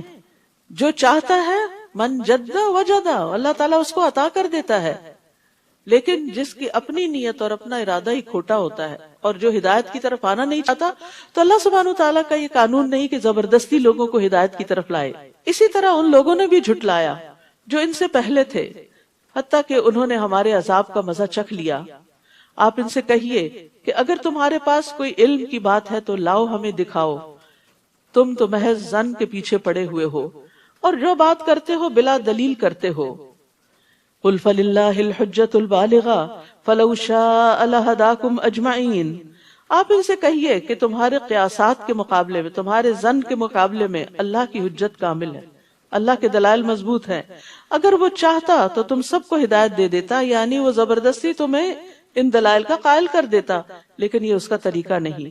اس نے انسان کو آزادی رائے دے رکھی ہے، عقل دے رکھی ہے کہ انسان سوچ سمجھ کر اور ہدایت کی روشنی میں خود اپنے لیے صحیح راستہ اپنائے، اپنے لیے خود صحیح راستہ اپنائے، اختیار کرے۔ آپ ان سے کہیے اپنے وہ گواہ تو لاؤ جو یہ گواہی دیں کہ اللہ نے فی الواقع ان چیزوں کو حرام کیا ہے۔ پھر اگر وہ گواہی دے بھی دیں تو آپ ان کے ساتھ گواہی نہ دینا، نہ ہی ان لوگوں کی خواہشات کے پیچھے لگنا جو ہماری آیات کو جھٹلاتے ہیں اور جو آخرت پر ایمان نہیں رکھتے اور دوسروں کو اپنے رب کا ہمسر بناتے ہیں۔ قل تعالوا اتل ما حرم ربکم علیکم اللہ تشرکوا بہ شیئا وبالوالدین احسانا۔ آپ ان سے کہیے آؤ میں تمہیں پڑھ کر سناؤں کہ تمہارے رب نے تم پر کیا کچھ حرام کیا ہے۔ تو قرآن پڑھ کر سنانے کا حکم ہے، کیونکہ سن کر بات زیادہ سمجھ میں آتی ہے۔ اور اس لیے بھی کہ قرآن مجید اللہ کا کلام ہے، تو کلام کو کلام کی شکل میں کنوے کیا جائے تو بات زیادہ دل پہ لگتی ہے. پڑھنے کا بھی فائدہ ہے کہ آپ اکیلے بیٹھ کے تفسیر پڑھیں، سمجھیں، جانیں، لیکن جب آپ سنتے ہیں تو بات دل پہ جا لگتی ہے. تو یہاں پر پڑھ کے سنانے کا حکم ہے نبی صلی اللہ علیہ وسلم کو. اور آپ لوگوں کو لکھ کر چیزیں نہیں دیتے تھے، سنایا کرتے تھے.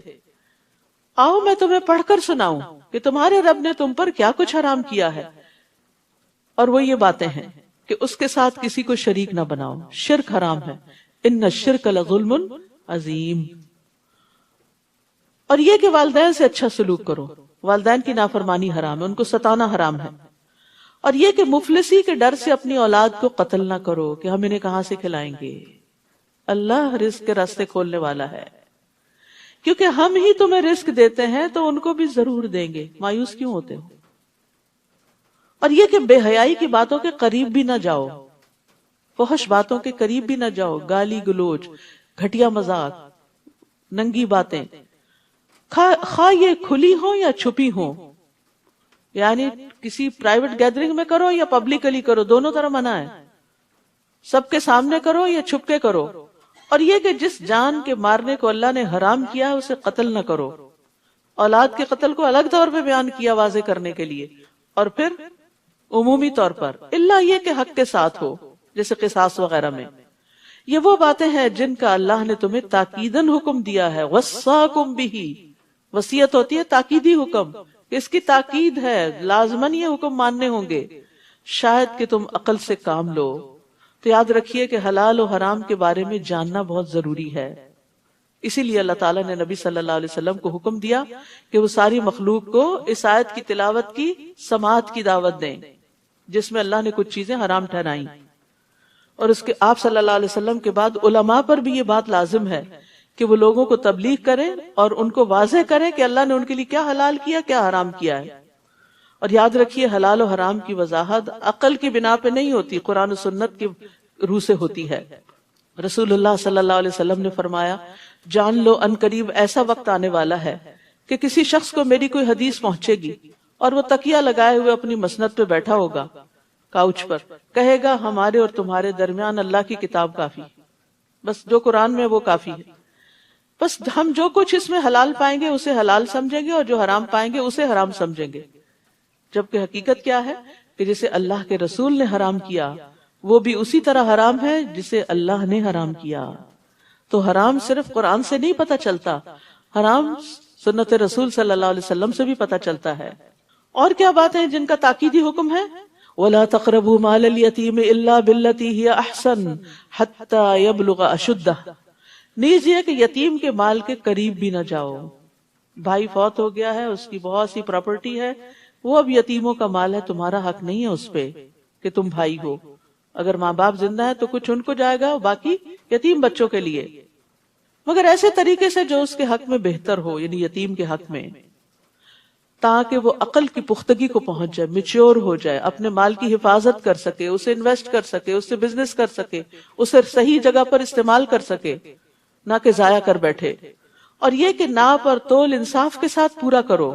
ہم کسی کو اس کی مقدور سے زیادہ تکلیف نہیں دیتے، اس کی وسعت سے بڑھ کے اس پہ بوجھ نہیں ڈالتے. اور یہ کہ جب کچھ کہو تو انصاف سے کہو، کسی کی طرفداری نہ کرو اگر وہ غلط ہے، خواہ وہ بات تمہارے کسی قریبی سے تعلق کیوں نہ رکھتی ہو، تمہارا دوست ہی کیوں نہ ہو، تمہارے والدین ہی کیوں نہ ہو، تمہارے بہن بھائی کیوں نہ ہو. اگر وہ غلط ہے تو انہیں غلط ہی کہو. اور یہ کہ اللہ کے عہد کو پورا کرو، جس پہ تم نے اللہ کا نام لے کے کوئی کمٹمنٹ کی یا اللہ نے جو احکامات تمہیں دیے اور تم نے ان کو ماننے کا وعدہ کیا. یہ باتیں ہیں جن کا اللہ نے تمہیں حکم دیا ہے، شاید کہ تم نصیحت قبول کرو. وَأَنَّ هَذَا صِرَاطِي مُسْتَقِيمًا، اور بلا شبہ یہی میری سیدھی راہ ہے، لہٰذا اسی پر چلتے جاؤ. یعنی ان احکامات پر عمل کرنے والے ہی سیدھے راستے پر ہیں، اسلام کے راستے پر ہیں. اور دوسری راہوں پر نہ چلو، یعنی اپنی خواہشات کی پیروی نہ کرو. لوگوں کو مت دیکھو کہ وہ عمل کرتے ہیں یا نہیں، کیونکہ بعض اوقات ہم یہ دلیل دے دیتے ہیں نا سبھی ایسا کرتے ہیں، تو یہ حجت نہیں ہوتی کہ سبھی ایسا کرتے ہیں یا نہیں کرتے. دیکھنا یہ ہے کہ اللہ نے بھی اس کی اجازت دی ہے یا نہیں دی. اور دوسری راہوں پر نہ چلو ورنہ وہ تمہیں اللہ کی راہ سے ہٹا کر جدا جدا کر دیں گی، تفرقہ بھی ہو جائے گا اور تم صراط مستقیم سے دور نکل جاؤ گے۔ اللہ نے تمہیں انہی باتوں کا حکم دیا ہے شاید کہ تم بچ جاؤ، یا تاکہ تم بچ جاؤ، یعنی برے انجام سے۔ پھر ہم نے موسیٰ کو ایسی کتاب دی جو نیک روش اختیار کرنے والے کے لیے مکمل تھی، اور اس میں ہر ضروری بات کی تفصیل بھی تھی، اور یہ کتاب ہدایت اور رحمت بھی تھی، اور اس لیے دی تھی تاکہ لوگ اپنے رب سے ملاقات پر ایمان لے آئیں۔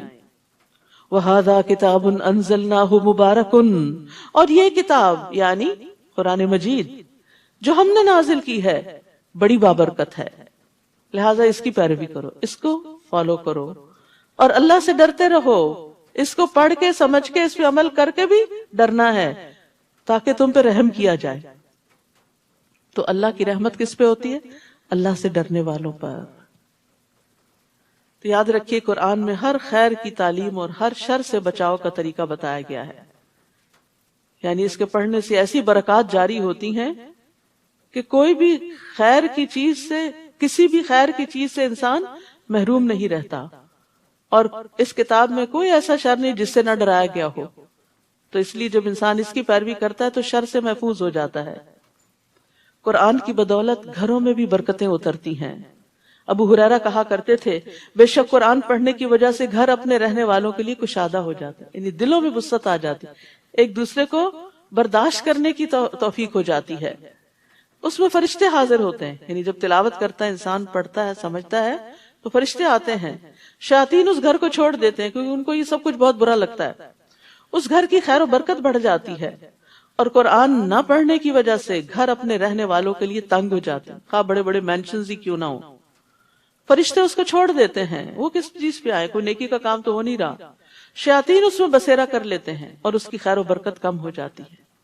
تو اکیلے اکیلے مل بیٹھ کے گھر والے جیسے بھی ہو، تلاوت ہو، تفسیر ہو، پڑھنا سننا، علم کی مجلس قائم کرنا، یعنی جن گھروں میں علمی مجالس ہوتی ہیں، یعنی گھروں کے اندر خود بھی ہمسایوں کو اکٹھا کر کے، اپنے بلڈنگ والوں کو، اپنے آس پاس والوں کو، اپنے دوستوں کو، چاہے مل کے کھانا بھی کھا لیں لیکن کچھ قرآن کا حصہ بھی پڑھیں، سمجھیں، غور و فکر کریں، کیونکہ بعض اوقات ہم دعوتیں ہوتی ہیں لیکن ان میں صرف دنیا کی باتیں، کپڑوں کی باتیں، کھانوں کی ریسیپیز، ادھر ادھر کی چیزیں، ان معلومات کو بزنس کی طریقے شیئر کیے جاتے ہیں، لیکن آخرت کے بزنس کی بات نہیں ہوتی۔ تو اسی لیے پھر کیا ہوتا ہے کہ برکت نہیں ہوتی۔ تو اللہ کی رحمت اور برکت سمیٹنے کے لیے گھروں کے اندر قرآن کے پڑھنے پڑھانے کے سلسلے جاری کرنے چاہیے، چاہے once a week, once a month, once a year, جس طرح بھی ہو۔ خود ذاتی طور پہ تو جب چاہے یعنی روز ہی پڑھنا چاہیے، ڈیلی مطالعہ کا ایک حصہ ہونا چاہیے، لیکن سب کے ساتھ اکٹھے بیٹھ کر بھی ہونا چاہیے، کیونکہ جس مجلس میں اکٹھے بیٹھ کے ذکر کیا جاتا ہے اس کو فرشتے ناپ لیتے ہیں۔ ان تقولوا انما انزل الكتاب على طائفتين من قبلنا وان كنا عن دراستهم لغافلين، نہیں اس لیے یہ کتاب نازل کی کہ تم یہ نہ کہہ سکو کہ کتاب تو ہم سے پہلے کے دو گروہوں یعنی یہود و نصارہ پر ہی اتاری گئی اور ہم تو ان کے پڑھنے پڑھانے سے بے خبر رہے، یعنی ہم ان کی کتابوں سے بے خبر تھے۔ یا یہ کہنے لگو کہ اگر کتاب ہم پر اتاری جاتی، یا یہ کہنے لگو کہ اگر کتاب ہم پر اتاری جاتی تو ہم یقیناً ان سے زیادہ ہدایت یافتہ ہوتے۔ تو اب تمہارے رب کی طرف سے تمہارے پاس ایک واضح دلیل، ہدایت اور رحمت آ چکی ہے۔ پھر اس شخص سے بڑھ کر ظالم اور کون ہوگا جو اللہ تعالیٰ کی آیات کو جھٹلائے اور ان سے کنی کترائے، یعنی مانے نہ اور ان کو اوائڈ کرے۔ اور جو لوگ ہماری آیات سے کنی کتراتے ہیں انہیں ہم ان کے اس عمل کی بہت بری سزا دیں گے۔ کیا یہ اسی بات کا انتظار کر رہے ہیں کہ ان کے پاس فرشتے آئیں؟ یعنی مانتے کیوں نہیں؟ کیا فرشتوں کی آمد کا انتظار ہے؟ یا خود آپ کا رب آ جائے، یا اس کی کوئی نشانی یعنی معجزہ آئے؟ جس دن کوئی معجزہ آ گیا، جس دن کوئی ایسا معجزہ آ گیا تو اس وقت کسی کا ایمان لانا اسے کچھ فائدہ نہ دے گا جو اس سے پیشتر ابھی تک ایمان نہ لایا ہو یا اپنے ایمان کی حالت میں نیکی کے کام نہ کیے ہوں۔ آپ ان سے کہیے کہ تم بھی انتظار کرو، ہم بھی انتظار کرتے ہیں۔ تو یاد رکھیے کہ موت کے آنے سے پہلے نیک عمل کر لینے چاہیے۔ جب موت آ جاتی ہے تو پھر تو توبہ بھی قبول نہیں ہوتی۔ وَأَنفِقُوا مِمَّا رَزَقْنَاكُمْ مِنْ قَبْلِ أَنْ يَأْتِيَ أَحَدَكُمُ الْمَوْتُ فَيَقُولَ رَبِّ لَوْلَا أَخَّرْتَنِي إِلَىٰ أَجَلٍ قَرِيبٍ فَأَصَّدَّقَ وَأَكُن مِّنَ الصَّالِحِينَ، اور اس میں سے خرچ کرو جو ہم نے تمہیں دیا ہے اس سے پہلے کہ تم میں سے کسی کو موت آ جائے، پھر وہ کہے کہ اے میرے رب، تو نے مجھے قریبی مدت تک مہلت کیوں نہ دی کہ میں صدقہ کرتا اور نیک لوگوں میں ہو جاتا۔ ابو ہریرہ کہتے ہیں ایک شخص نے نبی صلی اللہ علیہ وسلم سے کہا، اے اللہ کے رسول، کون سا صدقہ افضل ہے؟ آپ نے فرمایا، تم اس حال میں صدقہ کرو کہ تم صحت مند ہو، مالدار ہونے کی توقع رکھتے ہو اور فقر سے ڈرتے ہو، اور اتنی دیر مت لگاؤ کہ جب جان حلق تک آ جائے تو کہنے لگو فلاں کو اتنا اور فلاں کو اتنا دے دو، حالانکہ اب تو وہ فلاں کا ہو ہی چکا، اب تو انہیں کو ہی جائے گا، تم نہ بھی کہو تو اپنے ہاتھ سے دینا افضل ہے بنسبت اس کے کہ آپ چھوڑ جائیں اور لوگ جیسے چاہیں اس میں تصرف کریں۔ تو یاد رکھیے، اور ایک اور بات جو اس آیت سے پتہ چلتی ہے، او کسبت فی ایمانہا خیرا، کہ ایمان لانے کے بعد نیکی کا ہر عمل انسان کو اچھے مرتبے تک پہنچاتا ہے۔ ابو ذر کہتے ہیں، میں نے کہا اللہ کے رسول، کون سی چیز بندے کو آگ سے نجات دلاتی؟ آپ نے فرمایا اللہ پر ایمان لانا۔ میں نے کہا اللہ کے نبی، کیا ایمان کے ساتھ عمل بھی ضروری ہے؟ یہ ہمارے سوالوں کا جواب ہے۔ اب اس حدیث میں آپ نے فرمایا اللہ نے اسے جو رزق عطا کیا اس میں سے خرچ کرے۔ پہلا عمل کیا بتایا؟ صدقہ کرے۔ میں نے کہا اللہ کے رسول، اگر وہ فقیر ہو اور اس کے پاس دینے کی کوئی چیز نہ ہو؟ آپ نے فرمایا پھر وہ نیکی کا حکم دے اور برائی سے روکے۔ میں نے کہا اللہ کے رسول، اگر وہ ایسا کرنے سے بھی عاجز ہو، علم ہی کوئی نہیں، پتہ ہی نہیں، اور نیکی کا حکم دینے اور برائی سے روکنے کی طاقت بھی نہ ہو؟ آپ نے فرمایا کسی بے ہنر کو کوئی ہنر سکھا دے، کھانا پکانا آتا ہے کسی اور کو بھی سکھا دے، اسی طرح کوئی اور کام آتا ہے تو دوسروں کو وہ کام ہی سکھا دے۔ میں نے کہا اگر وہ خود بھی بے ہنر ہو، پھوڑنے رہا، اور کچھ کرنے کی طاقت نہ رکھتا ہو، کیونکہ کچھ لوگ ایسے ہوتے نکم ہاتھ پہ ہاتھ رٹ کے بیٹھے رہتے، کچھ نہیں سیکھتے، نہ دین نہ دنیا، کچھ نہیں آتا، پھر آپ دیکھیں کہ کتنی ذلت اٹھاتے ہیں، ہر ایک کی باتیں سنتے ہیں، ہر ایک کی نگاہوں میں حقیر ہوتے ہیں۔ آپ نے فرمایا پھر کسی مغلوب یعنی مظلوم کی مدد کر دے۔ میں نے کہا اگر وہ خود ضعیف اور مظلوم ہو، اور اگر وہ خود ضعیف اور مظلوم کی مدد کی طاقت نہ رکھتا ہو؟ آپ نے فرمایا تم تو اپنے بھائی میں کوئی خیر و بھلائی چھوڑنا ہی نہیں چاہتے۔ ابو ہریرہ رضی اللہ عنہ کے سوالات ایسے تھے کہ جو وہ چاہتے تھے کہ آخری درجے کا بھی نیکی کا کام کوئی پتہ چل جائے کہ کوئی محروم نہ رہے۔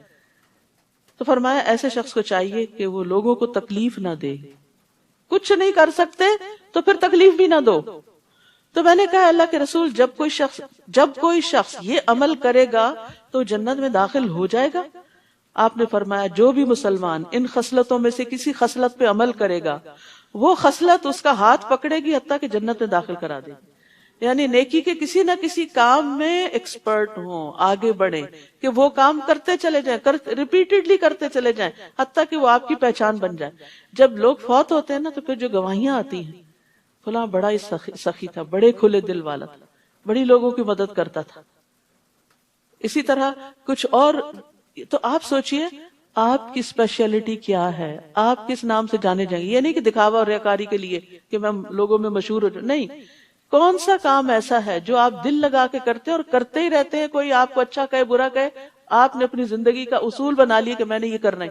کیونکہ ہوتا پتہ کیا ہے، ہمارے اندر بہت سا ٹیلنٹ بھی ہوتا ہے، بہت ذہانت ہوتی ہے، ہمیں کام بھی آتا ہوتا ہے، ہم کرنے لگتے ہیں، ایک چھوٹی سی بات کسی کی ہمیں اوفینڈ کر دیتی ہے، ہم سب کچھ چھوڑ کے بیٹھ جاتے ہیں۔ ایسے لوگ کہیں کے بھی نہیں رہتے۔ تو یاد رکھیے جو نیکی کا کام کرنے والا ہو وہ ثابت قدم ہوتا ہے، مستقل مزاجی سے، کسی بات کی پرواہ نہیں کرتا، وہ ان سب باتوں سے اوپر اٹھتا ہے۔ ظاہر ہے بلند درجے اسی کے ہوں گے جو ان باتوں سے اوپر اٹھے گا۔ کوئی آپ کی تعریف کرے، کوئی آپ پہ تنقید کرے، ان چیزوں سے بے نیاز ہو جائیں۔ اللہ کی نظر میں آپ کا بلند مقام ہی اصل بلندی ہے۔ لوگوں کے دل تو بدلتے رہتے ہیں، لوگ آج تعریف کریں گے، کل تنقید شروع کر دیں گے، پھر آپ کہاں کھڑے ہوں گے؟ کیا ان سے اپنی ججمنٹ لیں گے کہ آپ کون ہیں؟ آپ کو خود پتا ہونا چاہیے آپ کون ہیں، اور اس کے بعد یہ کہ اللہ کی نظر میں آپ کا مقام کیا ہے، اس کی فکر ہونی چاہیے۔ پھر فرمایا ان الذین فرقوا دینہم وکانوا شیعا، جن لوگوں نے اپنے دین میں تفرقہ ڈالا اور کئی فرقے بن گئے، یعنی اپنی اپنی خواہشات کے مطابق دین کو لیا اور ایک دوسرے کو برا بھلا کہنے لگے، ان سے آپ کو کچھ سروکار نہیں، یعنی گروہ بندی سے آپ بیزار ہیں، ان کا معاملہ اللہ کے سپرد ہے، پھر وہ خود ہی انہیں بتلائے گا کہ وہ کن کاموں میں لگے ہوئے تھے۔ تو یاد رکھیے فرقہ واریت سے بچنے کی تلقین کی جا رہی ہے. من جاء بالحسنۃ فلہ عشر امثالها، جو کوئی اللہ کے ہاں کوئی نیکی لے کر آئے گا تو اسے اس نیکی کا 10 گنا ثواب ملے گا. ایک نیکی ملٹیپلائی بائی 10. اور جو کوئی برائی لے کر آئے گا اسے اتنی ہی سزا دی جائے گی. 1 ملٹیپلائی بائی 1 equal to 1. جتنی اس نے برائی کی تھی اور ان پر ظلم نہیں کیا جائے گا. تو یہ اللہ کا بندوں پر بڑا ہی احسان ہے. حتیٰ کہ اس احسان کی مزید تفصیل حدیث سے پتہ چلتی ہے. ابن عباس کہتے کہ رسول اللہ صلی اللہ علیہ وسلم اپنے رب تبارک و تعالیٰ سے روایت کرتے ہوئے فرماتے، اور اس کو حدیث قدسی کہا جاتا ہے، کہ بے شک اللہ نے نیکیاں اور برائیاں لکھی، پھر ان کو بیان کر دیا. پھر جس نے نیکی کا ارادہ کیا، نیت کر لی لیکن عمل نہ کر سکا، کوئی مصروفیت آڑے آ گئی، کوئی اور وجہ بن گئی، تو اللہ نے اس کے لیے اپنے پاس ایک مکمل نیکی لکھی، وہ بھی لکھا گیا. اور اگر اس نے ارادہ کرنے کے بعد عمل بھی کر لیا تو اللہ نے اس کے لیے اپنے پاس 10 نیکیوں سے لے کر 700 بلکہ اس سے بھی زیادہ لکھا کہ کون کتنے خلوص کے ساتھ، کتنی محبت اور چاہت کے ساتھ اچھا کام کرتا ہے. اور جس نے کسی برائی کا ارادہ کیا پھر اس پر عمل نہیں کیا تو اللہ نے اس کے لیے اپنے پاس ایک مکمل نیکی لکھ لی. بری نیت تھی لیکن چھوڑ دی تو اس پر بھی نیکی مل گئی. یہ ہے نا اللہ کی رحمت اور فضل. اگر اس نے ارادہ کرنے کے بعد عمل بھی کر لیا تو صرف ایک برائی لکھی. تو آپ سوچئے کہ اگر اس ریشو کے ساتھ بھی کسی کی برائیاں نیکیوں سے اوپر ہو جائیں تو پھر اس کا انجام کیا ہونا چاہیے. اللہ نے تو ہمیں نیکیاں کمانے کے کھلے موقع عطا کیے اور ایک ایک نیکی کا پہاڑ بنا دیا، تو پھر بھی اگر کسی کی نیکیاں کم ہیں اور برائیاں ہی اس نے زیادہ کی تو پھر واقعی وہ برائی شخص ہے. قل اننی ہدانی ربی الی صراط مستقیم دینا قیما ملت ابراہیم حنیفا وما کان من المشرکین. آپ ان سے کہیے کہ میرے رب نے مجھے سیدھی راہ دکھا دی ہے، یہی وہ مستحکم دین ہے جو ابراہیم حنیف کا طریق زندگی تھا، اور سیدنا ابراہیم مشرکوں میں سے نہ تھے. قل ان صلاتی ونسکی ومحیای ومماتی للہ رب العالمین. آپ ان سے کہہ دیجئے میری نماز، میری قربانی، میری زندگی اور میری موت سب کچھ اللہ رب العالمین کے لیے ہے. اللہ ہم سے ہر کام میں اخلاص مانگتا ہے، چاہے ہماری نماز ہو، جسمانی عبادات ہو، چاہے ہماری قربانی ہو، مالی عبادات ہو، چاہے ہماری زندگی پوری کچھ بھی ہم کریں، چاہے ہماری موت کا وقت ہو. ہر موقع پر اللہ ہی کو یاد رکھنا ہے، اللہ ہی کے لیے سب کام کرنے ہیں. تو نیک اعمال پر مبنی زندگی ہو اور ایمان پر خاتمہ ہو، اس کی دعا کرنی چاہیے، اس کی تمنا رکھنی چاہیے کہ زندگی میں بھی اچھے اچھے کام کروں اور موت کے وقت بھی اللہ کو راضی کر کے جاؤں. یعنی میری زندگی نیک عمل کے ساتھ ہو اور مروں تو اللہ رب العالمین کی ذات پر ایمان رکھتے ہوئے مروں. لا شریک لہ وبذالک امرت وانا اول المسلمین. جس کا کوئی شریک نہیں، مجھے اسی بات کا حکم دیا گیا اور میں سب سے پہلے اللہ کا فرما بردار بنتا ہوں. آپ ان سے کہیے کیا میں اللہ کے علاوہ کوئی اور رب تلاش کروں؟ حالانکہ وہ ہر چیز کا رب ہے. رب کون ہوتا ہے؟ خالق، مالک، مدبر، رازق، معبود. اور جو شخص بھی کوئی برا کام کرے گا تو اس کا بوجھ اسی پر ہوگا، اپنے کیے کو خود ہی بھگتنا ہوگا. کوئی شخص کسی دوسرے کا بوجھ نہ اٹھائے گا. پھر تمہیں اپنے رب کے ہاں لوٹ کر جانا ہے، اور جن باتوں میں تم اختلاف کرتے ہو وہ سب کچھ تمہیں بتا دے گا. وہی تو ہے جس نے تمہیں زمین میں نائب بنایا اور ایک کے مقابلے میں دوسرے کے درجے بلند کیے، یعنی بندوں میں فرق رکھا، تاکہ جو کچھ اس نے تمہیں دے رکھا ہے اسی میں تمہاری آزمائش کرے. بلا شبہ آپ کا رب سزا دینے میں دیر نہیں لگاتا، اور ساتھ ہی ساتھ وہ یقیناً بخشنے والا اور مہربان بھی ہے. سورۃ الاعراف. الف لام میم صاد. یہ کتاب آپ کی طرف نازل کی گئی ہے. اس کی تبلیغ سے آپ کے دل میں گھٹن نہ ہونی چاہیے. کتاب اتارنے کی غرض کیا ہے؟ کہ آپ اس کے ذریعے سے لوگوں کو خبردار کریں اور یہ مومنوں کے لیے یاد دہانی کا کام دے. جو ایمان نہیں رکھتے ان کے لیے ان کو خبردار کرنا، آگاہ کرنا کہ اللہ تعالیٰ کیا چاہتا ہے، اور جو مومن ہیں وہ قرآن کو بار بار کیوں سنیں، کیوں پڑھیں، تاکہ ان کو ریمائنڈر ہو، یاد دہانی ہو کہ ہمیں کیا کیا حکم دیے گئے ہیں. لوگوں جو کچھ تمہاری طرف تمہارے رب کی طرف سے نازل کیا گیا ہے اس کی پیروی کرو، اس کے علاوہ دوسرے سرپرستوں کی پیروی نہ کرو، کم ہی تم نصیحت مانتے ہو۔ کتنی ہی بستیاں ہیں جنہیں ہم نے ہلاک کر دیا، ہمارا عذاب ان پر رات کے وقت آیا جب وہ دوپہر کو سو رہے تھے۔ یاد رکھیے اللہ سے ہمیشہ عافیت مانگنی چاہیے، نہیں پتا سوتے جاگتے کس وقت کون سی بلا کہاں سے ٹپک پڑے۔ تو یہ عافیت کی دعا ہے جس میں اللہم احفظنی من بین یدی ومن خلفی وعن یمینی وعن شمالی ومن فوقی واعوذ بعظمتک ان اغتال من تحتی، یہ پڑھتے رہنا چاہیے۔ اور پھر خصوصاً غفلت کے وقت جب لوگ غافل ہوں، رات کو آنکھ کھلے، اس وقت بھی اللہ سبحانہ تعالیٰ سے دعا کرنی چاہیے کہ اللہ تعالیٰ ہمارا خاتمہ انجام ہر چیز میں اچھا کرے۔ پھر جب ان پر عذاب آ گیا تو اس وقت ان کی پکار یہی تھی کہ بلا شبہ ہم ہی ظالم تھے، انہوں نے اپنی غلطی کا اعتراف کر لیا، لیکن اس وقت فائدہ کچھ نہیں۔ جن لوگوں کی طرف ہم نے رسول بھیجے تھے ہم ان سے بھی ضرور باز پرس کریں گے اور رسولوں سے بھی ضرور پوچھیں گے، یعنی قیامت کے دن ہر انسان سے سوال ہوگا۔ نبی صلی اللہ علیہ وسلم نے فرمایا تم میں سے ہر شخص نگران ہے اور اس سے اس کی رعیت کے متعلق سوال کیا جائے گا، یعنی گھر کا مرد بھی، شوہر بھی، بیوی بھی، حتیٰ کہ غلام بھی۔ پھر ہم اپنے علم سے پوری حقیقت ان پر بیان کر دیں گے، آخر ہم اس وقت غائب تو نہ تھے۔ اس دن انصاف کے ساتھ اعمال کا وزن کیا جائے گا، جن کے پلڑے بھاری نکلے وہی فلاح پائیں گے۔ یاد رکھیے میزان برحق ہے، والوزن یومئذ الحق، اس دن اعمال تولے جائیں گے۔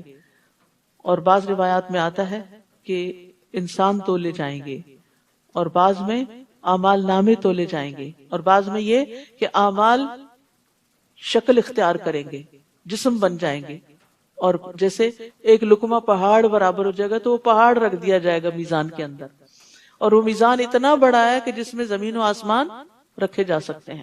نبی صلی اللہ علیہ وسلم نے فرمایا قیامت کے دن بڑے بڑے ترازو رکھے جائیں گے، پس اگر اس میں آسمانوں اور زمین کا وزن کرنا چاہیں تو میزان کی وسعت اس سے زیادہ ہوگی۔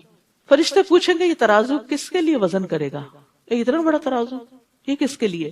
تو اللہ تعالیٰ فرمائیں گے میں اپنی خلقت میں سے جس کے لیے چاہوں گا۔ تو فرشتے کہیں گے سبحانک ما عبدناک حق عبادتک، اے اللہ تو پاک ہے، ہم تیری عبادت ویسی نہ کر سکے جیسا کہ کرنے کا حق۔ یعنی اگر آپ پہاڑوں جتنی، زمین آسمانوں جتنی نیکیاں کر لیں تو ان کو تولنے کے لیے بھی میزان موجود ہے، لیکن پتہ نہیں ہمارے اس پلڑے میں کتنے ہوں گے، کیا ہوگا، کہ اس زندگی کا کتنا حصہ اللہ کی اطاعت میں اور کتنا نافرمانی میں۔ اور جن کے پلڑے ہلکے ہوئے یعنی نیکی والے پلڑے، تو یہی لوگ ہیں جنہوں نے اپنے آپ کو خسارے میں ڈالا، کیونکہ وہ ہماری آیتوں کے ساتھ ظلم کیا کرتے تھے، یعنی ان کو ان کا حق نہیں دیتے تھے۔ ہم نے تمہیں زمین میں اختیار دیا اور تمہارے لیے سامان زیست بنایا، مگر تم لوگ کم ہی شکر ادا کرتے ہو۔ اللہ نے بنی آدم کو زمین میں چھوڑ دیا اور ہر طرح کی نعمتیں دی، لیکن انسان نعمتیں استعمال کرتا جاتا ہے مگر اللہ کو بھول جاتا ہے۔ اور افسوس یہ جتنی نعمتیں زیادہ ہوتی ہیں اتنی غفلت بڑھتی ہے، اتنی اللہ سے دوری زیادہ ہو جاتی ہے۔ وَلَقَدْ خَلَقْنَاكُمْ، اور یقیناً ہم نے ہی تم کو پیدا کیا ہے، ثُمَّ صَوَّرْنَاكُمْ، پھر ہم نے تمہاری صورت بنائی ہے۔ یہ شکلیں اللہ کی بنائی ہوئی، اللہ کی کاریگری ہے، یہ اس کا ڈیزائن ہے۔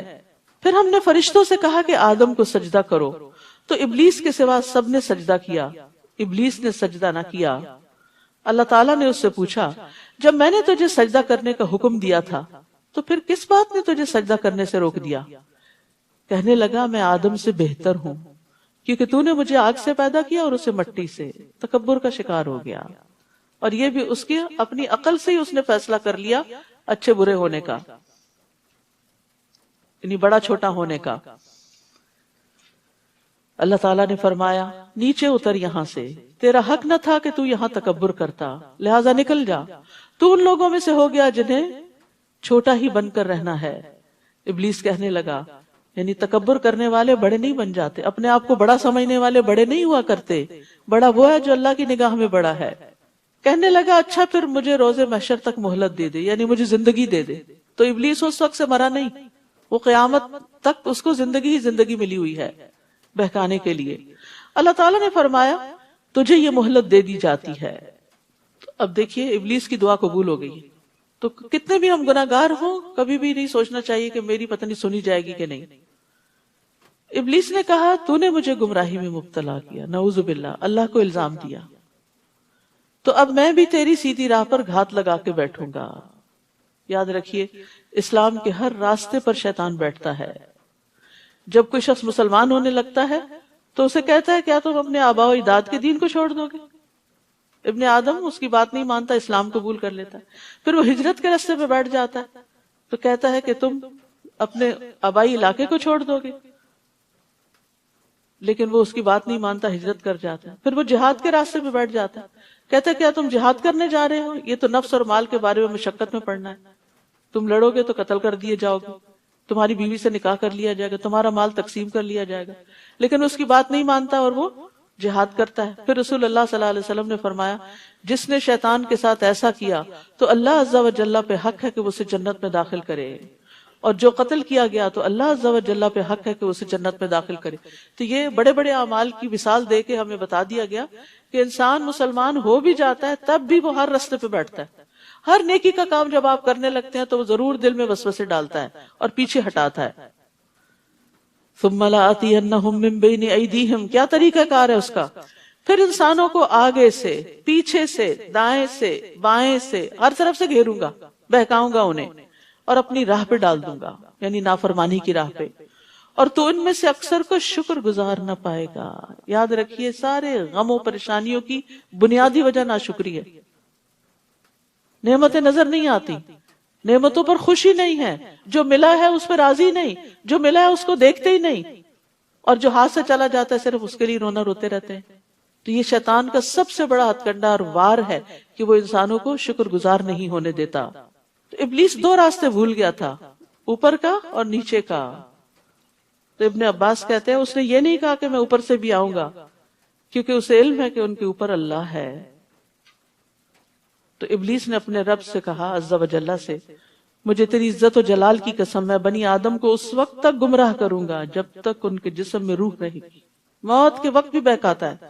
تو اس کو اس کے رب عز و جل نے فرمایا مجھے اپنی عزت اور اپنے جلال کی قسم، جب تک وہ مجھ سے معافی مانگتے رہیں گے میں انہیں معاف کرتا رہوں گا۔ تو اللہ آخر تک ہمارے ہوش حواس اس طرح قائم رکھے کہ ہم توبہ کر کے لا الہ الا اللہ پڑھ کے دنیا سے رخصت ہوں اور شیطان دشمن کے پھندے سے نکل جائیں، کیونکہ اس وقت بھی بہکاتا ہے، تمہیں تمہارا علم کام آ گیا، تم تو بڑے نیک تھے، تمہیں تو فکر کی بات ہی نہیں۔ اللہ تعالیٰ نے فرمایا یہاں سے نکل جا، تو میری درگاہ سے ٹھکرایا ہوا اور رسوا شدہ مخلوق ہے۔ یاد رکھ انسانوں میں سے جو بھی تیری پیروی کرے گا تیرے سمیت ان سب سے جہنم کو بھر دوں گا۔ استغفر اللہ۔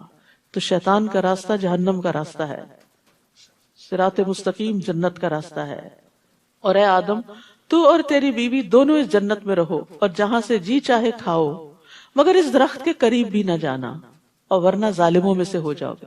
بس ایک درخت سے روک دیا گیا، باقی سب آزادی، اور یہ سب امتحان کے لیے ہو رہا تھا۔ پھر شیطان نے ان دونوں کے دل میں وسوسہ ڈالا تاکہ ان کی شرمگاہیں جو ایک دوسرے سے چھپائی گئی تھی ان کے سامنے کھول دے، یعنی ان کو ننگا کرنا چاہتا تھا۔ لباس انسان کی عزت بھی ہے، زینت بھی ہے، ستر کا باعث بھی ہے، اس کے قابل شرم حصوں کو چھپاتا ہے اور اس کو خوبصورت بناتا ہے۔ گندگی والے مقامات اگر لوگوں کو نظر آتے رہیں تو لوگ نفرت کریں، لیکن شیطان نے ان کے لیے ایسی چال چلی کہ وہ ان کا لباس اتر جائے۔ تمہیں تمہارے رب نے اس درخت سے صرف اس لیے روکا ہے کہ کہیں تم فرشتے نہ بن جاؤ یا تم ہمیشہ یہاں رہنے والے نہ بن جاؤ۔ کیسا دھوکہ دیا، بھلوا دیا کہ یہاں تو ہمیشہ رہنا ہی نہیں، یہ تو ٹیسٹ کے لیے آئے ہیں یہاں۔ تو یاد رکھیے آج دنیا میں بھی شیطان انسان کے پیچھے ہوتا ہے اور وہ برائیوں کو اس کے لیے خوشنما بناتا ہے، اس کو وسوسے ڈالتا ہے، اور جن چیزوں سے اللہ نے روکا ہے ان کے فائدے بتاتا ہے۔ اس لیے بڑا ضروری ہے کہ شیطان کی چالوں کو سمجھیں۔ یہ کتاب ہے عربی کی، اس کا ترجمہ اور اس کے آڈیوز وغیرہ موجود ہے، مقائد الشیطان کی، شیطان کیسے کیسے چالیں چلتا ہے۔ تو ہم سب کو اپنے دشمن کی چالوں کا پتہ ہونا چاہیے۔ وَقَاسَمَهُمَا، پھر ان دونوں کے سامنے قسم کھا لی کہ میں فی الواقع تمہارا خیر خواہ ہوں۔ سبحان اللہ، سخت جھوٹا، لیکن قسم کھا کے، جھوٹی قسم کھا کے تسلی دلا رہا ہے۔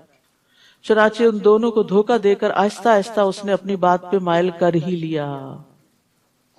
پھر جب انہوں نے اس درخت کو چکھ لیا، فلما ذاق، بس چکھا ہی تھا، ایک ہی لقمہ منہ میں ڈالا تھا، پیٹ بھر کے نہیں کھایا تھا، چکھا ہی تھا، تو ان کی شرمگاہیں ایک دوسرے پہ ظاہر ہو گئیں، وہ نورانی لباس، جنت کا لباس اتروا لیا گیا، اور وہ جنت کے پتے اپنی شرمگاہوں پہ چپکانے لگے، کیونکہ حیا فطری طور پر انسان کے اندر رکھ دیا گیا ہے۔ اس وقت ان کے رب نے انہیں پکارا کہ کیا میں نے تمہیں اس درخت سے روکا نہ تھا، اور یہ نہ کہا تھا کہ شیطان تمہارا کھلا دشمن ہے؟ قالا، دونوں بول اٹھے، دونوں کہنے لگے ربنا ظلمنا انفسنا وان لم تغفر لنا وترحمنا لنکونن من الخاسرین، اے ہمارے رب، ہم نے اپنے آپ پر ظلم کیا، اگر تو نے ہمیں معاف نہ کیا اور ہم پر رحم نہ کیا تو ہم بہت نقصان اٹھانے والوں میں سے ہو جائیں گے۔ یہ ہے فرق شیطان اور انسان کا، کہ شیطان نے جب نافرمانی کی تو اکڑ گیا اور ڈٹائی کی، آدم اور حوا سے جب غلطی ہوئی تو انہوں نے فوراً توبہ کی، اپنے رب کو راضی کر لیا۔ تو اب ہمارے سامنے یہ دونوں کردار ہیں، دونوں راستے ہیں۔ ہم فرشتے نہیں ہیں کہ غلطی نہ کریں، غلطی ہوگی ہم سے، نہ چاہتے ہوئے بھی پھسلن ہو جاتی ہے۔ جب کوئی پھسل کے گرتا ہے تو کیا وہ چاہتا ہے کہ پھسلے؟ نہیں، بھول جاتا ہے، پتہ نہیں چلتا۔ اسی طرح انسان سے بھی بھول چوک ہوتی رہتی ہے، پھسلن ہے اس راستے پر، لیکن مومن اس پھسلنے کے بعد وہیں لیٹ نہیں رہتا، اٹھ جاتا ہے اور توبہ کرتا ہے، اپنے آپ کو جھاڑتا ہے، اگر کوئی گندگی لگ گئی ہو اس کو اتارتا ہے اور صاف ستھرا ہو کے دوبارہ اپنے راستے پہ چل پڑتا ہے، اور یہی مومن کی شان ہوتی ہے۔ جبکہ شیطانی روش کیا ہے، شیطانی طریقہ کیا ہے؟ غلطی ہو جائے اکڑ جاؤ، تعویلیں دو، دوسرے کو بلیم کرو، جیسے شیطان نے کیا تھا کہ اللہ تعالیٰ کو بلیم کر رہا تھا۔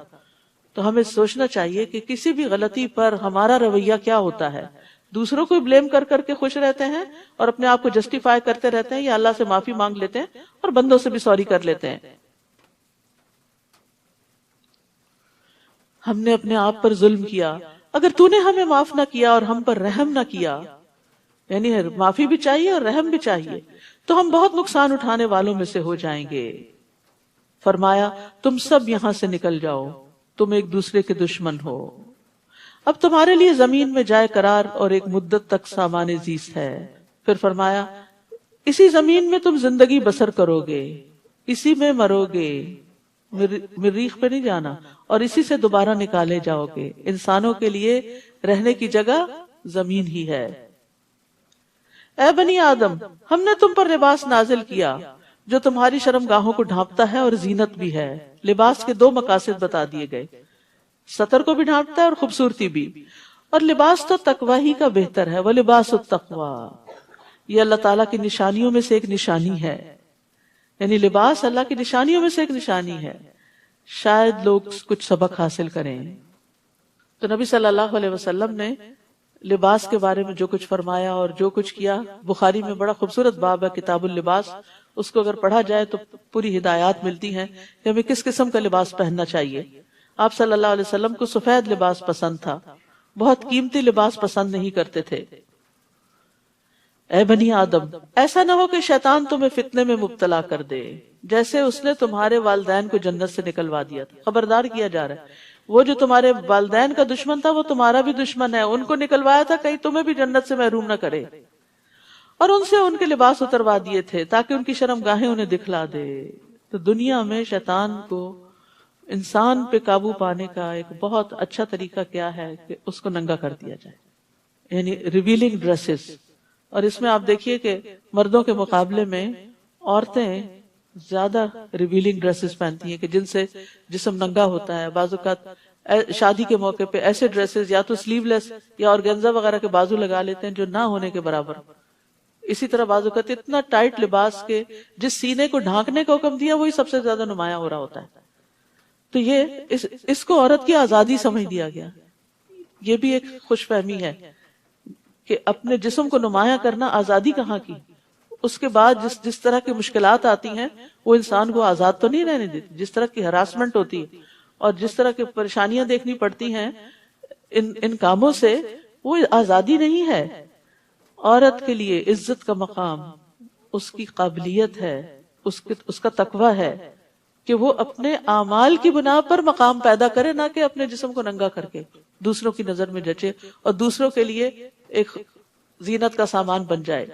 تو تنگ لباس یا چھوٹا لباس یا باریک لباس پہن کر انسان دراصل دوسروں کے ہاتھ میں ایک پپٹ سا بن جاتا ہے کہ جیسے وہ چاہتے ہیں ہم ویسے ایکٹ کر رہے ہیں، اس طرح بن رہے ہیں۔ پپٹ کیا ہوتی؟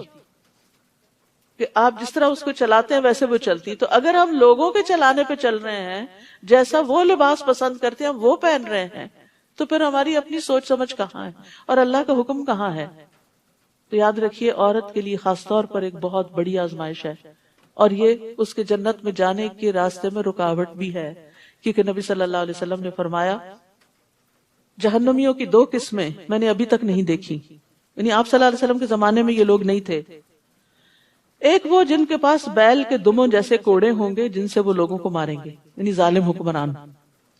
دوسری وہ عورتیں جو کپڑے پہننے کے باوجود ننگی ہوں گی، مائل ہونے والی اور دوسروں کو مائل کرنے والی، یعنی خود مردوں کی طرف اٹریکٹ ہوں گی اور ان کو اپنی طرف اٹریکٹ کریں گی۔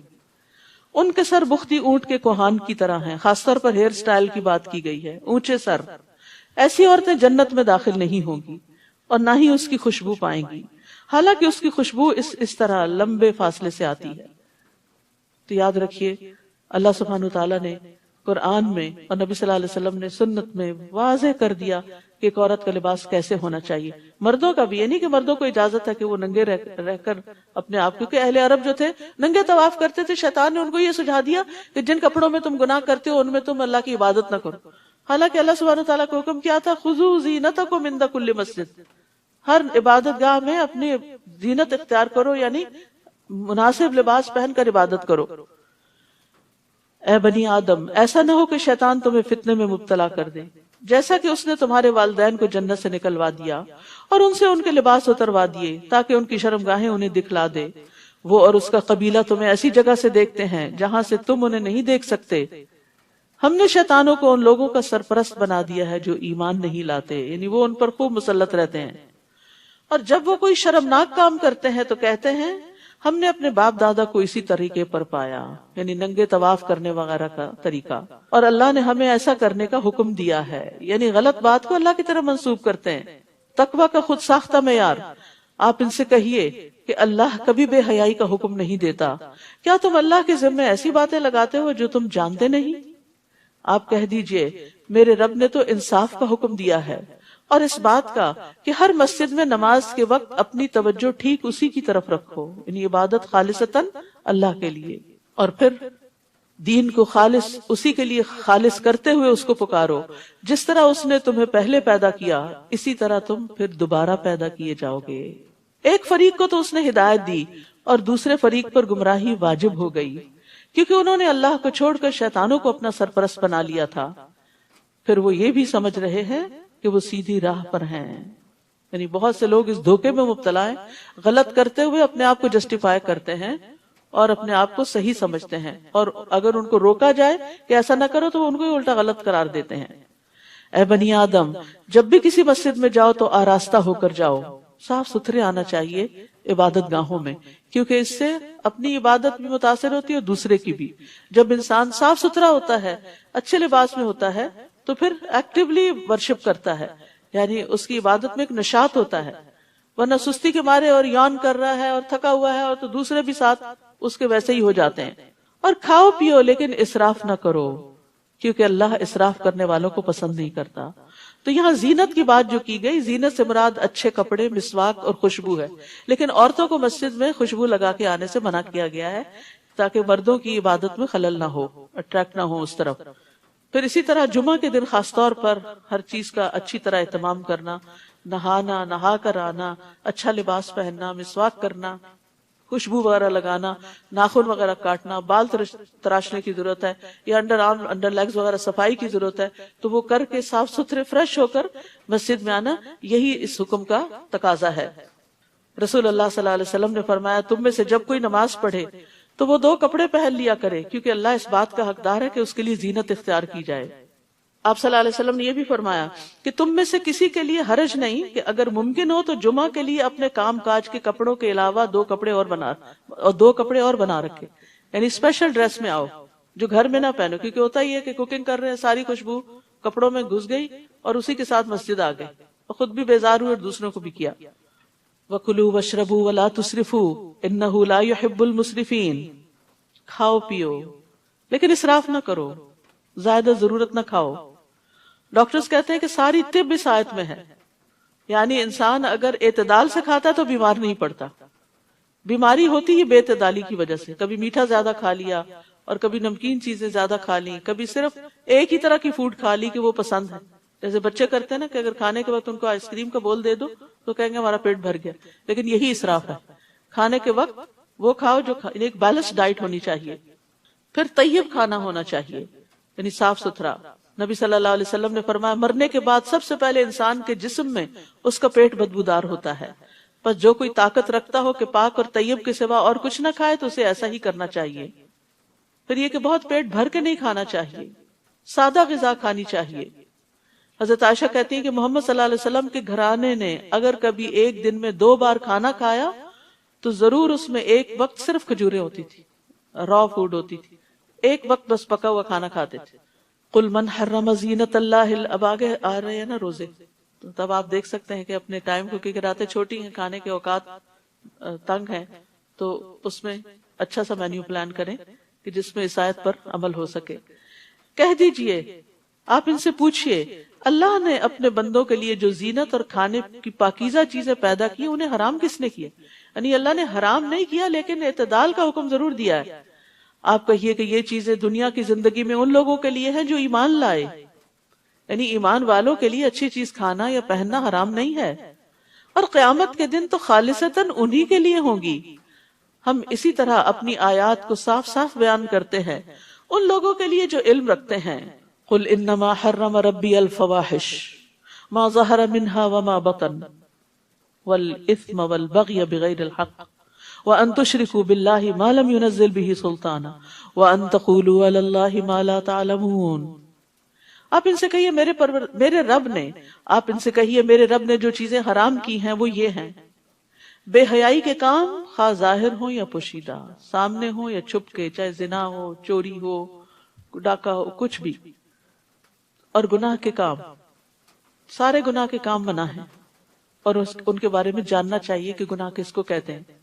اور ناحق زیادتی، یعنی کسی کو گالی دینا، کسی کا مال ہتھیا لینا، کسی کے ساتھ سرکشی کا رویہ اختیار کرنا، چھوٹی سی بات پہ بھڑک اٹھنا اور اتنا غصہ دوسرے پہ کرنا کہ اس کے ساتھ زیادتی ہو جائے. یعنی کسی کی بات کے جواب میں اگر کوئی چھوٹی سی بات کہہ دی تو بات برابر کی ہو گئی، لیکن اگر زیادہ کی تو وہ ظلم ہوگا، ناحق زیادتی ہوگی اور اس پر پوچھ ہوگی. اور یہ کہ تم اللہ کے شریک بناؤ جس کے لیے اس نے کوئی سند نہیں اتاری، اور یہ کہ تم اللہ کے ذمے ایسی باتیں لگا دو جن کا تمہیں علم نہیں. اسے سب سے بڑا جرم قرار دیا گیا. شرک کے بھی آگے اس کو رکھا گیا کہ اللہ کے ذمے ناحق باتیں لگانا کہ جو اللہ تعالیٰ کا حکم نہیں ہے، یہ کہنا کہ یہ اللہ نے فرمایا ہے. تو فواحش کی کئی قسمیں ہیں. کچھ کا تعلق ذہن سے ہے، سوچیں، فحش سوچیں. کچھ کا جسم کی حرکتوں سے ہے، جیسے زنا وغیرہ. کچھ فحش جو ہے وہ ایکشنز میں ہوتا ہے. آنکھ کا زنا دیکھنا ہے، یعنی گندی چیزیں، چاہے اسکرین پر ہو چاہے نیکڈ آئیز سے سامنے ہو. زبان کا زنا بولنا ہے، فحش گفتگو، گالی گلوچ وغیرہ. دل کا زنا یہ ہے کہ وہ خواہش اور آرزو کرتا ہے، یعنی برے کام کی، برے فعل کی، زنا وغیرہ کی. پھر شرمگاہ اس سب کو سچا کرتی ہے یا اس کو جھٹلا دیتی ہے. اسی طرح تکبر، خود پسندی، ریا، نفاق، یہ بھی فحش چیزیں ہیں، ان حرام چیزیں ہیں جن کو دل میں رکھا جائے. پھر اسی طرح باتوں میں بےہودہ گوئی، فضول باتیں کرنا. مومن فحش گو نہیں ہوتا، تانے دینے والا نہیں ہوتا، لعنتیں کرنے والا نہیں ہوتا، گالی گلوچ کرنے والا نہیں ہوتا. عبداللہ بن مسعود کہتے ہیں کہ مومن کے اخلاق میں سے سب سے زیادہ قابل مذمت، قابل ملامت بےہودہ گوئی ہے، فحش گفتگو. ایسی گفتگو سے بھی توبہ کرنی چاہیے. ہر گناہ کے لیے ایک مدت مقرر ہے، پھر جب وہ مدت پوری ہو جاتی ہے تو پھر اس گروہ کی گرفت کے لیے ایک گھڑی بھر کی بھی تقدیم و تاخیر نہیں ہو سکتی. اے بنی آدم، اگر تمہارے پاس تمہیں میں سے رسول آئیں جو تمہارے سامنے میری آیات بیان کریں تو جو شخص نافرمانی سے بچا رہا اور اپنی اصلاح کر لی تو ایسے لوگوں کے لیے نہ کوئی خوف ہوگا نہ وہ غمگین ہوں گے. اور جن لوگوں نے ہماری آیات کو جھٹلا دیا اور ان سے اکڑ بیٹھے تو ایسے ہی لوگ دوزخ والے ہیں، وہ اس میں ہمیشہ رہیں گے۔ بھلا اس شخص سے بڑھ کر اور کون ظالم ہو سکتا ہے جو اللہ کے ذمے جھوٹ لگا دے، یعنی جو اللہ نے نہیں فرمایا وہ اللہ کی طرف سے پیش کرے، یا اس کی آیتوں کو جھٹلا دے، یعنی جو پیش کیا اس کو نہ مانے، جو نہیں پیش کیا اسے اللہ کا حکم بتائے۔ ایسے لوگوں کو ان کا وہ حصہ تو دنیا میں ملے گا ہی جو ان کے مقدر میں ہے، یہاں تک کہ جب ان کی روحیں قبض کرنے کے لیے ہمارے فرشتے ان کے پاس آئیں گے تو ان سے پوچھیں گے وہ تمہارے الہ کہاں ہیں جنہیں تم اللہ کے سوا پکارا کرتے تھے؟ وہ جواب دیں گے ہمیں کچھ یاد نہیں پڑتا، اپنے کیے کو بھول جائیں گے۔ اس طرح وہ خود اپنے ہی خلاف گواہی دے دیں گے کہ وہ کافر تھے۔ اللہ تعالیٰ فرمائے گا اچھا تو تم بھی انہی جماعتوں میں شامل ہو جاؤ جو تم سے پہلے جنوں اور انسانوں کی جماعتیں دوزخ میں داخل ہو چکی۔ جب بھی کوئی جماعت دوزخ میں داخل ہوگی تو اپنی پیشرو جماعت پر لعنت کرے گی، یہاں تک کہ جب سب کی سب جماعتیں دوزخ میں جمع ہو جائیں گی تو ہر پچھلی جماعت اپنے سے پہلے والی جماعت کے متعلق کہے گی ہمارے رب یہ وہ لوگ ہیں جنہوں نے ہمیں گمراہ کیا تھا، لہٰذا ان کو آگ کا دگنا عذاب دے۔ اللہ تعالیٰ فرمائے گا تم سبھی کے لیے دگنا ہے، لیکن یہ بات تمہاری سمجھ میں نہیں آ رہی کیونکہ وہ تمہیں بھٹکانے کا سبب بنے اور تم دوسروں کو بھٹکانے کا، تو سب کا دگنا حصہ ہو گیا۔ اور پہلی جماعت پچھلی کے متعلق کہے گی آخر تمہیں ہم پر کون سی برتری حاصل ہے کہ تمہیں اکہرا عذاب ہو اور ہمیں دوہرا، لہٰذا تم بھی جو کچھ کرتے رہے ہو اس کے عذاب کا مزہ چکھو۔ بے شک وہ لوگ جنہوں نے ہماری آیات کو جھٹلایا اور ان سے اکڑ بیٹھے ان کے لیے نہ تو آسمان کے دروازے کھولے جائیں گے، یعنی ان کی روحیں اوپر نہیں جا سکتی، واپس پٹخائی جاتی ہیں اسفل سافلین میں، اور نہ وہ جنت میں داخل ہو سکیں گے حتیٰ کہ اونٹ سوئی کے ناکے میں داخل ہو جائے، اور یہ تو پاسبل ہی نہیں۔ اور ہم مجرموں کو ایسی ہی سزا دیا کرتے ہیں، ان کے لیے بچھونا بھی جہنم کا ہوگا اور اوپر سے اوڑھنا بھی جہنم کا، اور ہم ظالموں کو ایسی ہی سزا دیا کرتے ہیں۔ البتہ وہ لوگ جو ایمان لائے اور نیک اعمال کیے اور ہم ہر شخص کو اس کی طاقت کے مطابق ہی مکلف بناتے ہیں تو یہی لوگ اہل جنت ہیں جس میں وہ ہمیشہ رہا کریں گے۔ ان اہل جنت کے دلوں میں اگر ایک دوسرے کے خلاف کچھ کدورت ہوگی تو ہم اسے نکال دیں گے۔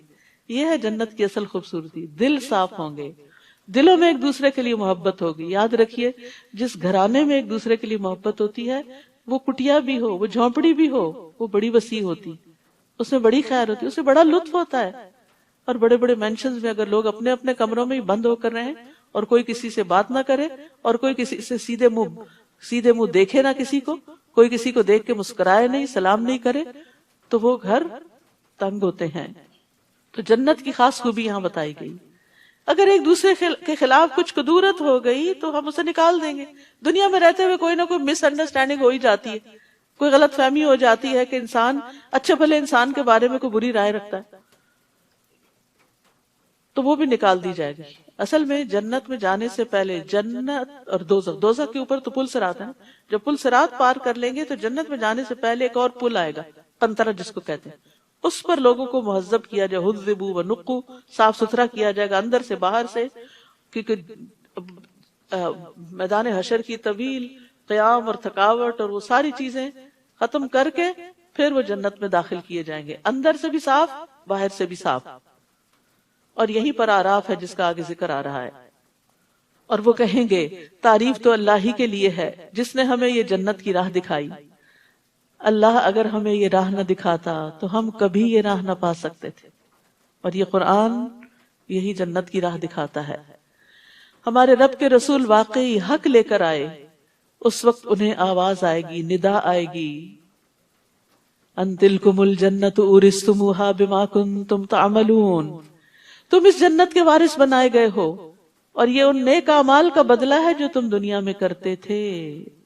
جنت کے لیے نیک عمل چاہیے، جنت میں جانے کے لیے یہی کرنسی اور یہی ٹکٹ کام آئے گا، اور نیک اعمال اللہ کی توفیق سے ملتے ہیں، اور یہ اللہ کا احسان ہوتا ہے کہ کسی کو ہدایت اور ایمان نصیب کرے، اسی لیے وہ جنت والے اللہ کی طرف اس کو منسوب کریں گے۔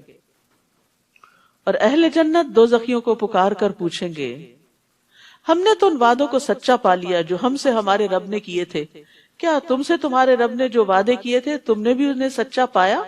وہ جواب دیں گے ہاں ہم نے بھی سچا پایا۔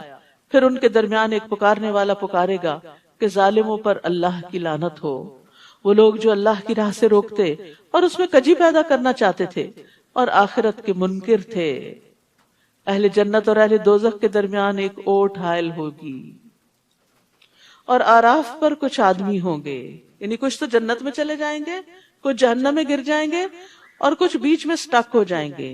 آراف والے جو ہر ایک کو اس کی پیشانی کے نشانات سے پہچانتے ہوں گے، وہ اہل جنت کو آواز دیں گے تم پر سلامتی ہو۔ یہ آراف والے ابھی جنت میں داخل تو نہ ہوئے ہوں گے، البتہ اس کی امید ضرور رکھتے ہوں گے۔ یہ بھی انتظار کے مرحلے، انتظار کی گھڑیاں کتنی تکلیف دہ ہوتی۔ کبھی آپ کو ایکسپیرینس ہوا ہوگا کہ لوگ جیسے سفر کر رہے ہوتے ہیں تو کچھ لوگوں کا چیک ان فوراً ہو جاتا ہے، کچھ لوگوں کو روک لیا جاتا ہے، کچھ کو امیگریشن پہ بلا لیا جاتا ہے۔ تو جو لوگ سیدھے سیدھے نکل رہے ہوتے ہیں، آپ ان کو دیکھ کے کتنا رش کرتے ہیں، اور جو روک لیے جائے وہ ڈرے ہوئے ہوتے ہیں کہ پتہ نہیں ہمارے ساتھ کیا معاملہ کیا جائے گا۔ تو وہاں بھی آراف والے ڈرے ہوئے ہوں گے۔ اہل جنت سے بھی بات کریں گے، ادھر جہنم والوں سے بھی کریں گے۔ وہ جنت میں داخل نہیں ہوئے لیکن امید رکھتے ہیں۔ کون ہے یہ؟ وہ جن کے نیک عمل زیادہ نہیں تھے کہ وہ جنت میں جا سکے، اور جن کے برے عمل نہیں زیادہ تھے کہ وہ جہنم میں پھینکے جاتے۔ برابر ایکول ہو گیا سب کچھ، کانفلکٹ ہو گیا۔ حدیث میں آتا ہے کہ اگر کسی کا صحابہ جوں کے انڈے برابر بھی نیک عمل زیادہ ہوگا، جنت میں چلا جائے گا۔ وہاں چھوٹی چھوٹی نیکیوں کی بھی بڑی قدر آئے گی، جن کو ہم ایسے ہی گنوا دیتے۔ چھوٹی سی نیکی ہم کہتے ہیں تو چھوٹی ہے، پھر کوئی بڑی کر لیں گے، نہیں، چھوٹے چھوٹے کام بھی کرتے چلے جائیں، خالی وقت نہ گزارا کریں۔ سبحان اللہ، الحمدللہ، اللہ اکبر، اللہ کی بڑائی بیان کی، ذکر کیا۔ اب سفر کر رہے ہیں، راستے میں ہیں، کام کر رہے ہیں، ذکر میں کیا مشکل ہے؟ کچھ مشکل نہیں۔ ہو سکتا ہے ایک دفعہ کا سبحان اللہ کہنا آپ کو جنت میں لے جانے کا باعث بن جائے، کسی کو کھجور کا آدھا ٹکڑا دینا جہنم سے بچا لے۔ تو چھوٹی نیکی چھوٹی برائی دونوں ہی کاؤنٹ ہوں گی۔ اور جب ان کی نگاہیں اہل دوزخ کی طرف پھیری جائیں گی تو کہیں گے اے رب ہمیں ظالم لوگوں میں شامل نہ کرنا۔ اور یہ آراف والے کچھ لوگوں کو ان کی پیشانیوں سے پہچان کر آواز دیں گے، آج نہ تمہاری جمعیت تمہارے کچھ کام آئی۔ دنیا میں بہت لوگ تھے تمہارے ساتھ، بڑا جتھا تھا، بڑے جان پہچان والے تھے، اور نہ وہ چیزیں جن کے بل پہ تم اکڑا کرتے تھے، تمہاری مال و دولت، اولاد، تمہارا سٹیٹس، آج کچھ بھی تو فائدہ نہ دیا۔ کیا یہ اہل جنت وہی لوگ نہیں جن کے متعلق تم قسم کھا کے کہا کرتے تھے اللہ انہیں اپنی رحمت میں سے کچھ بھی نہ دے گا؟ اگر دینا ہوتا تو دنیا میں بھی کچھ ملتا، کیونکہ دنیا میں وہ بدحال رہے، تکلیفیں اٹھاتے رہے اللہ کی رضا میں۔ انہیں آج یہ کہہ دیا گیا جنت میں داخل ہو جاؤ، تمہیں کوئی خوف نہ ہوگا اور نہ ہی تم غم زدہ ہوگے۔ آج تم جنت میں داخل ہو جاؤ، نہ تمہیں کوئی خوف اور نہ کوئی غم۔ اور دوزخی اہل جنت کو آواز دیں گے، اب ان کی کمیونیکیشن ہو رہی ہے آپس میں، ہم پر بھی کچھ پانی انڈیل دو، یا اللہ نے جو کچھ تمہیں کھانے کو دیا ہے اس میں سے کچھ گرا دو، ہم ہماری طرف پھینک دو، تمہیں اتنی نعمتیں ملی ہیں، کچھ ہمیں بھی دے دو، صدقہ دے دو ہمیں۔ اہل جنت جواب دیں گے اللہ تعالیٰ نے یہ دونوں چیزیں کافروں پہ حرام کر دی ہیں، آج نہ پانی ہے نہ کھانا ہے، کیونکہ جہنم میں بھی بھوک تو لگے گی۔ یاد رکھیے جب گناہوں کی کثرت ہو جائے تو پانی پلانا لازم کر لیں۔ اس آیت میں اس بات کی دلیل ہے کہ پانی پلانا افضل اعمال میں سے ہے۔ ابن عباس سے پوچھا گیا کون سا صدقہ افضل ہے، تو انہوں نے کہا پانی پلانا۔ کیا آپ نے جہنمیوں کو نہیں دیکھا کہ جب وہ اہل جنت سے فریاد کریں گے اور کہیں گے ان افیضوا علینا من الماء، کہ ہم پہ پانی ڈالو۔ بعض تابعین کہتے ہیں جس کے گناہ زیادہ ہو جائیں وہ پانی پلانا لازم کر لے، اللہ نے کتے کو پانی پلانے والے کے گناہوں کو معاف کر دیا تھا، تو اس آدمی کا کیا مقام ہوگا جو ایک مومن کو پانی پلائے اور اسے زندگی بخشے۔ تو یہ پانی پلانا چاہے کسی گلاس میں ہو، اپنے گھر والوں کے لیے انڈیلنا، بعض اوقات ہم اس میں بھی بڑے جلاتے، پانی بھی نہیں لے سکتے، ہم ہی بھریں، ہم ہی ڈالیں، ہم ہی پور کریں۔ اور کئی دفعہ جوس کے ڈبے فریج میں پڑے رہتے اس لیے کہ اندر سے کوئی نکال کے ڈالتا نہیں، ڈال کے پیش کر دیں تو پی لیں۔ تو نیکی کی وجہ سے اپنے گناہوں کی بخشش کی خاطر پلاتے رہیں۔ اور پھر اس سے بڑے بڑے پروجیکٹس بھی ہو سکتے ہیں، کنویں کھدوائے جا سکتے ہیں، نہریں بنوائی جا سکتی ہیں، اور اسی طرح خیر کے کام کیے جا سکتے ہیں۔ جابر رضی اللہ عنہ کہتے ہیں کہ رسول اللہ صلی اللہ علیہ وسلم نے فرمایا جس نے کوئی کنواں کھدوایا پھر جو بھی پیاسا جاندار اس میں سے پانی پیے، یا کوئی جن یا انسان یا کوئی پرندہ، تو قیامت تک اللہ اس بندے کو اجر دیتا رہے گا، قیامت تک، جب تک وہ کنواں باقی رہے گا، جب تک وہ نلکا چلتا رہے گا۔ سعید بن مسیب سے روایت ہے کہ سعد بن عبادہ رضی اللہ عنہ نبی صلی اللہ علیہ وسلم کے پاس آئے، پوچھا آپ کے نزدیک سب سے پسندیدہ صدقہ کون سا ہے؟ فرمایا پانی پلانا، اور پانی روکنا گناہ کا باعث ہے۔ 3 شخص ایسے ہیں جن سے اللہ قیامت کے دن کلام نہیں کرے گا، نہ ان کو دیکھے گا نہ پاک کرے گا، اور ان کے لیے دردناک عذاب ہوگا۔ ان میں سے ایک وہ شخص جس کے پاس ضرورت سے زیادہ پانی تھا، پھر وہ مسافروں کو نہیں پلاتا تھا، کیونکہ اس زمانے میں جن کے پاس پانی تو مر بھی جاتے تھے پیاس سے۔ اور ایک اور روایت میں آتا ہے کہ آج میں تجھ پہ اپنا فضل نہیں کروں گا جس طرح تو نے اپنے فضل کو روکا ہوا تھا جسے تیرے ہاتھوں نے نہیں بنایا تھا۔ تو وہ جنہوں نے اپنے دین کو کھیل اور تماشا بنا رکھا تھا اور دنیا کی زندگی نے انہیں دھوکے میں ڈال رکھا تھا، لہٰذا آج ہم انہیں ایسے ہی بھلا دیں گے جیسے انہوں نے اس ملاقات کے دن کو بھلا رکھا تھا اور ہماری آیتوں کا انکار کیا کرتے تھے۔ ہم ان لوگوں کے پاس ایسی کتاب لائے ہیں جسے ہم نے علم کی بنا پر مفصل بنا دیا ہے، علم کی بنا پر مفصل ہے۔ یہ کتاب ان لوگوں کے لیے ہدایت اور رحمت ہے جو ایمان لاتے ہیں۔ ایمان والوں کی تو محبت ہے اس کتاب سے، اور وہ اس کو پڑھنا چاہتے ہیں، سمجھنا چاہتے ہیں، اس کے ساتھ زندگی بسر کرنا چاہتے ہیں۔ یہ لوگ بس اب اس کے انجام کا انتظار کر رہے ہیں جس کا پتہ یہ کتاب دے رہی ہے۔ جس دن اس کا انجام سامنے آ جائے گا تو جن لوگوں نے پہلے کتاب کو بھلا رکھا تھا وہ کہیں گے واقعی ہمارے پاس رسول حق بات لے کر آئے تھے، پھر اب کیا ہمارے لیے کوئی سفارشی ہیں جو ہماری سفارش کریں، یا ہمیں دنیا میں واپس ہی بھیج دیا جائے تاکہ جو کام ہم کرتے رہے اس کے علاوہ دوسری قسم کے کام کریں۔ ان لوگوں نے اپنے آپ کو خسارے میں ڈال دیا، اور جو کچھ بھی وہ باتیں بنایا کرتے تھے انہیں کچھ یاد نہ رہیں گی۔ ان ربکم اللہ الذی خلق السماوات والارض فی 6 ایام ثم استوى علی العرش، یقیناً تمہارا رب وہ اللہ ہے جس نے آسمانوں اور زمین کو 6 دن میں پیدا کیا، پھر اپنے عرش پر قرار پکڑا۔ وہی رات کو دن پر ڈھانک دیتا ہے، پھر دن رات کے پیچھے دوڑا چلا آتا ہے، اور سورج، چاند، ستارے، سب چیزیں اللہ کے حکم کے تابع ہیں۔ یاد رکھو اسی نے پیدا کیا تو حکم بھی اسی کا چلے گا۔ یہ ساری مخلوق، یہ ساری کائنات اس کی ہے، ان سب پہ اسی کا حکم چلتا، وہی چلا رہا ہے ان سب کو۔ تو بندے کو بائی چوائس اپنے اوپر اللہ کا حکم نافذ کرنا چاہیے۔ بڑا بابرکت ہے اللہ جو سارے جہانوں کا رب ہے۔ اپنے رب کو گڑ گڑاتے ہوئے اور چپکے چپکے پکارو، یقیناً وہ حد سے بڑھنے والوں کو پسند نہیں کرتا۔ تو دعا کے بھی آداب ہیں، دعا میں وہ طریقے اختیار نہیں کرنے چاہیے کہ جو سنت سے ثابت نہیں۔ تضرع کا مطلب ہوتا ہے اللہ کے سامنے ذلت اور عاجزی اختیار کرنا۔ اللہ میں بہت گناہگار ہوں، اپنے گناہوں کا اقرار کرتے ہوئے دعائیں مانگنا۔ اور خفیہ کا مطلب ہے چھپ چھپ کے رونا اور چھپ چھپ کے دعائیں کرنا، کیونکہ ریاکاری کرنے والوں کو اللہ کی ربوبیت پہ یقین نہیں ہوتا، اور منافقین تو دھوکہ دے رہے ہوتے، لوگوں کے سامنے ٹسوے بہاتے اور سمجھتے ہیں، لوگوں کو یقین دلاتے ہیں بڑے نیک ہیں، حالانکہ اکیلے میں نہ کبھی روئے اور نہ کبھی ایسی دعائیں مانگی۔ تو چھپ کر رب کو پکارنے کی بات کی جا رہی ہے۔ حسن بن نبی حسن کہتے ہیں، ہم نے ایسے لوگوں کا زمانہ پایا جس میں زمین پر عمل کرنے والے جب اپنے عمل کو چھپانے کی قدرت رکھتے تھے تو اپنے عمل کو کبھی ظاہر نہیں کرتے تھے، اور وہ بہت دعاؤں میں بہت محنت کرتے لیکن کوئی ان کی آواز نہیں سنتا تھا۔ یہ ان کے اور ان کے رب کے درمیان سرگوشیاں ہوتی تھی۔ دل ہی دل میں پکارو، چپ کے پکارو، گڑ گڑا کے پکارو، رو کے پکارو، چھپ کے پکارو، تاکہ آپ کا اور اپنے رب کا ایک ون آن ون کنیکشن ہو۔ اور زمین میں حالات کی درستگی کے بعد ان میں بگاڑ پیدا نہ کرو، اور اللہ کو خوف اور امید سے پکارو، یعنی دعا مانگتے ہو مایوس نہ ہو، امید بھی ہو اور ڈر بھی ہو کہ کہیں میرے کوئی گناہ نہ رکاوٹ بنے۔ یقیناً اللہ کی رحمت نیک کردار لوگوں سے قریب ہے، محسنین کے قریب ہے۔ تو یاد رکھیے، ایمان، تقوی، احسان، اس کی وجہ سے رحمتیں اور برکتیں ملتی ہیں۔ وہی تو ہے جو اپنی رحمت بارش سے پیشتر ہواؤں کو خوشخبری کے طور پہ بھیجتا ہے، حتیٰ کہ وہ ہوائیں بھاری بادلوں کو اٹھا لاتی ہیں، تو ہم ان بادلوں کو کسی مردہ علاقے کی طرف چلاتے ہیں، پھر اس سے بارش برساتے ہیں، تو اسی مردہ زمین سے ہر طرح کے پھل نکالتے ہیں۔ اسی طرح ہم مردوں کو بھی زمین سے نکال کھڑا کریں گے، شاید اس مشاہدے سے تم کوئی نصیحت پکڑو۔ اور عمدہ زمین اپنے رب کے حکم سے خوب سبزہ اگاتی ہے، اور جو خراب زمین ہوتی ہے اس سے جو کچھ تھوڑا بہت نکلتا ہے وہ بھی ناقص ہوتا ہے۔ تو یہ زمین سے مراد انسان ہے۔ اچھے انسانوں سے بڑے پیمانے پہ خیر پھوٹتی ہے، اور جن کے اندر شر ہوتا ہے وہ چھوٹی سی خیر کرتے ہیں تو اس میں بھی کچھ شر چھپا ہوا ہوتا ہے. اسی طرح ہم اپنی آیات کو مختلف طریقوں سے ان لوگوں کے لیے بیان کرتے ہیں جو شکر بجا لاتے ہیں. لقد ارسلنا نوحا الی قومہ، ہم نے نوح علیہ السلام کو اس کی قوم کی طرف بھیجا. ہر نبی اپنی قوم کی طرف بھیجا گیا.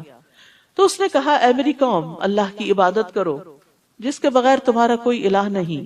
میں تم پر ایک بڑے دن کا عذاب واقع ہونے سے ڈرتا ہوں. اس کی قوم کے سرداروں نے کہا ہم تو تمہیں سری گمراہی میں دیکھتے ہیں. اس نے کہا برادران قوم، میں گمراہی میں پڑا ہوا نہیں، بلکہ میں تمام جہانوں کے رب کا رسول ہوں. میں تمہیں اپنے رب کے پیغامات پہنچاتا ہوں اور تمہاری خیر خواہی کر رہا ہوں. یہ ہوتا ہے پیغمبروں کا طریقہ کہ مخالفین کی بھی خیر خواہی کرتے ہیں، کیونکہ جو کچھ مجھے اللہ کی طرف سے معلوم ہے اسے تم نہیں جانتے. تو دو صفات ایسی ہیں جو داعی کے اندر ہونی چاہیے، اللہ کی طرف بلانے والے کے اندر. اگر وہ ان سے اپنے آپ کو آراستہ کر لے تو اس کے کام میں قبولیت اور برکت ہوتی ہے. نمبر 1 لوگوں کی سچی خیر خواہی، اور نمبر 2 علم. دل میں آپ لوگوں کی خیر خواہ ہوں، ان کی تنقید کے باوجود ان کی خیر خواہی کرتے رہے. وہ آپ کو تکلیف بھی دیں پھر بھی آپ ان کا بھلا سوچتے رہیں، ان کے لیے دعائیں کرتے رہیں. اور دوسرا یہ کہ جو چیز بتا رہے ہیں اس کے بارے میں صحیح طور پر علم بھی ہو، جان کر علم حاصل کر کے. کیا تمہیں اس بات پر تعجب ہے کہ تمہارے پاس نصیحت تمہارے رب کی طرف سے ایک ایسے آدمی کے ذریعے آئی ہے جو تمہیں میں سے ہے، تاکہ وہ تمہیں برے انجام سے ڈرائے اور تم نافرمانی سے بچو تاکہ تم پہ رحم کیا جائے. چنانچہ انہوں نے نوح کو جھٹلا دیا تو ہم نے نوح کو اور اس کے ساتھیوں کو جو کشتی میں سوار تھے بچا لیا، اور ان لوگوں کو غرق کر دیا جنہوں نے ہماری آیات کو جھٹلایا تھا. بلا شبہ وہ اندھے لوگ تھے، سب کچھ دیکھتے ہوئے بھی سمجھ نہیں رہے تھے. اور قوم عاد کی طرف ہم نے ان کے بھائی ہود کو بھیجا علیہ السلام. اس نے اپنی قوم کے لوگوں سے کہا اللہ کی عبادت کرو جس کے بغیر تمہارا کوئی الہ نہیں. کیا تم اللہ سے ڈرتے نہیں ہو؟ یعنی اس کو چھوڑ کے کسی اور کی طرف متوجہ ہوگے تو کل اس کے سامنے جا کر کیا جواب دو گے؟ اس کی قوم کے کافر سرداروں نے کہا ہم تو تجھے کم عقل آدمی دیکھتے ہیں اور ہمارا خیال ہے کہ تم جھوٹے ہو. سبحان اللہ. اللہ سبحانہ و تعالی اپنی مخلوق میں سے بہترین لوگوں کو چنتا ہے نبوت کے لیے. وہ جو اللہ کی نگاہ میں اتنے اچھے، وہ لوگوں کی نگاہ میں اتنے حقیر ہو گئے کہ وہ اللہ کا پیغام ان کو پہنچا رہے. تو اس سے داعی کو بہت حوصلہ ملتا ہے کہ اگر اللہ کے بہترین بندوں کو لوگوں نے اس طرح کے نام دیے کہ ہم تجھے کم عقل دیکھتے ہیں، انا لنراک فی صفاہا، اور ہم آپ کو جھوٹا خیال کرتے ہیں. حالانکہ نبوت کی شرائط میں سے ایک یہ کہ نبی ہمیشہ سچ بولتا ہے، صادق اور امین ہوتا ہے. تو پھر اگر ہمیں کوئی جھوٹا کہہ دے اور اگر ہمیں کوئی بے وقوف کہہ دے تو ہمیں مائنڈ نہیں کرنا چاہیے، کیونکہ ہم سے زیادہ اچھے لوگوں کو کہہ دیا گیا تھا. پھر بھی انہوں نے اپنا کام جاری رکھا، پھر بھی انہوں نے خیر خواہی کی، پیچھے نہیں ہٹے. ہود علیہ السلام نے کہا اے میری قوم، میں نادان نہیں ہوں، بلکہ میں تو جہانوں کے رب کا رسول ہوں. یہ ہے انبیاء کے اخلاق. قوم نے کہا ہم تجھے بے وقوف سمجھتے ہیں. انہوں نے کہا میں بے وقوف نہیں ہوں، بس سٹاپ، فل سٹاپ. یہ نہیں کہا بلکہ تم بے وقوف ہو، یہ نہیں کہا. ابلغکم رسالات ربی وانا لکم ناصح امین، میں تمہیں اپنے رب کے پیغامات پہنچاتا ہوں اور تمہارا امین اور خیر خواہ ہوں. کیا تم اس بات پر تعجب کرتے ہو کہ تمہارے رب کی طرف سے تمہارے پاس نصیحت ایک ایسے آدمی کے ذریعے آئی ہے جو تمہیں میں سے ہے، تاکہ وہ تمہیں برے انجام سے ڈرائے. اور اللہ کا یہ احسان یاد کرو جب اس نے تمہیں قوم نوح کے بعد زمین کا جانشین بنایا اور تمہیں خوب تنومند یعنی طاقتور بنایا. بس اللہ کی نعمتوں کو یاد کرو تاکہ تم فلاح پاؤ. وہ کہنے لگے کیا تو ہمارے پاس اس لیے آیا ہے کہ ہم ایک اللہ ہی کی عبادت کریں اور جنہیں ہمارے آباء و اجداد پوچھتے رہے انہیں چھوڑ دیں. یہ تھا ان کی گمراہی کا سبب. کوئی دلیل نہیں سوائے اس کے کہ باپ دادا کے پیچھے چلیں گے. یاد ہے دنیا کے معاملات میں ہم باپ دادا کے پیچھے کون نہیں چلتے. ہم میں سے کون ہے جو دادی والے کپڑے پہنتا ہے آج یا نانی والے کھانے پکاتا ہے؟ دنیا کے معاملات میں ہم ایڈوانس ہو گئے، نئی نئی چیزیں سیکھی، نئے نئے تجربے کیے، نئے نئے کام کیے. اور دین کے معاملے میں فرسودہ رسمیں، پرانے طریقے، باپ دادا کے طریقے. عجب منطق ہے. اور جنہیں ہمارے آباء و اجداد پوچھتے رہے انہیں چھوڑ دیں. اگر تو سچا ہے تو جس عذاب کی تو دھمکی ہمیں دیتا ہے وہ لے آ.